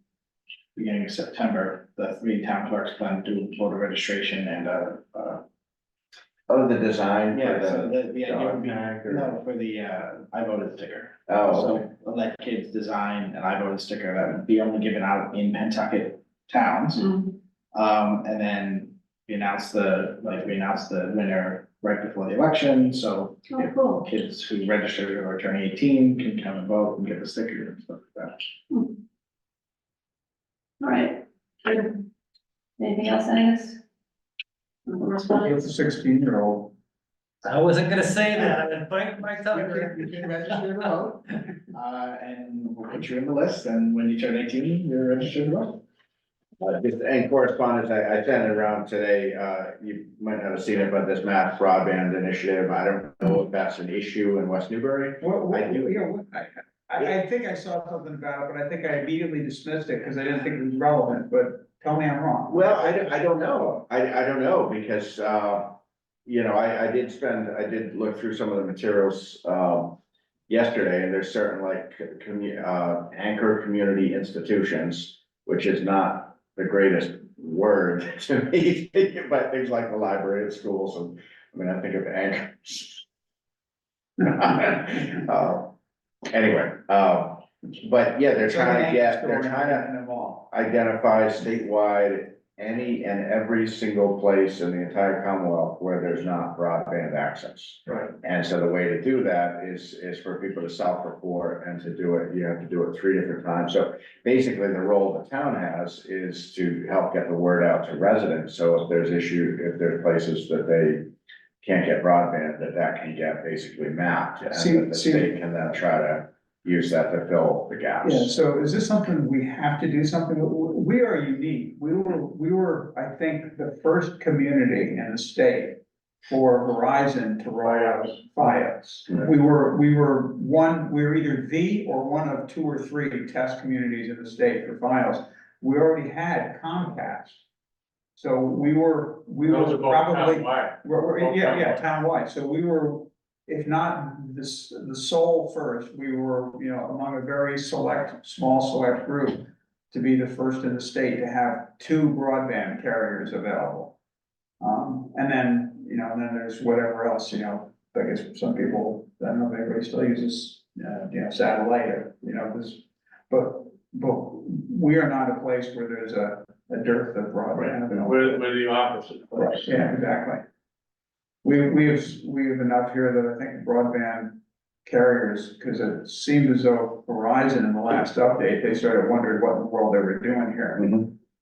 And that was, all that. yeah, and I think that's because it's a small community and, how can you justify 2 broadband carriers in a small community? So, but it's to our benefit. Anyway, I just wonder if we have. Yeah, I wasn't sure, I got the note saying, your community, we want you to establish a point of contact. Yeah, Register, there's a webinar tomorrow, so yeah. I have it on my calendar. If it's, if it's not worthwhile, I can have, someone else listen in, but.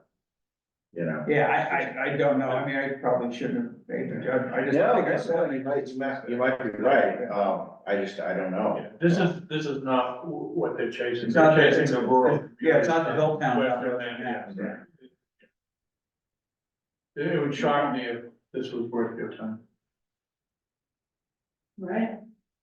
But Rick and I will both be judgmental on this. Right. Well.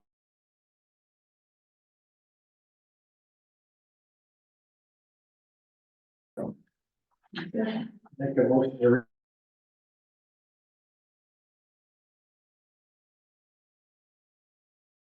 Angus, is the unstable connection through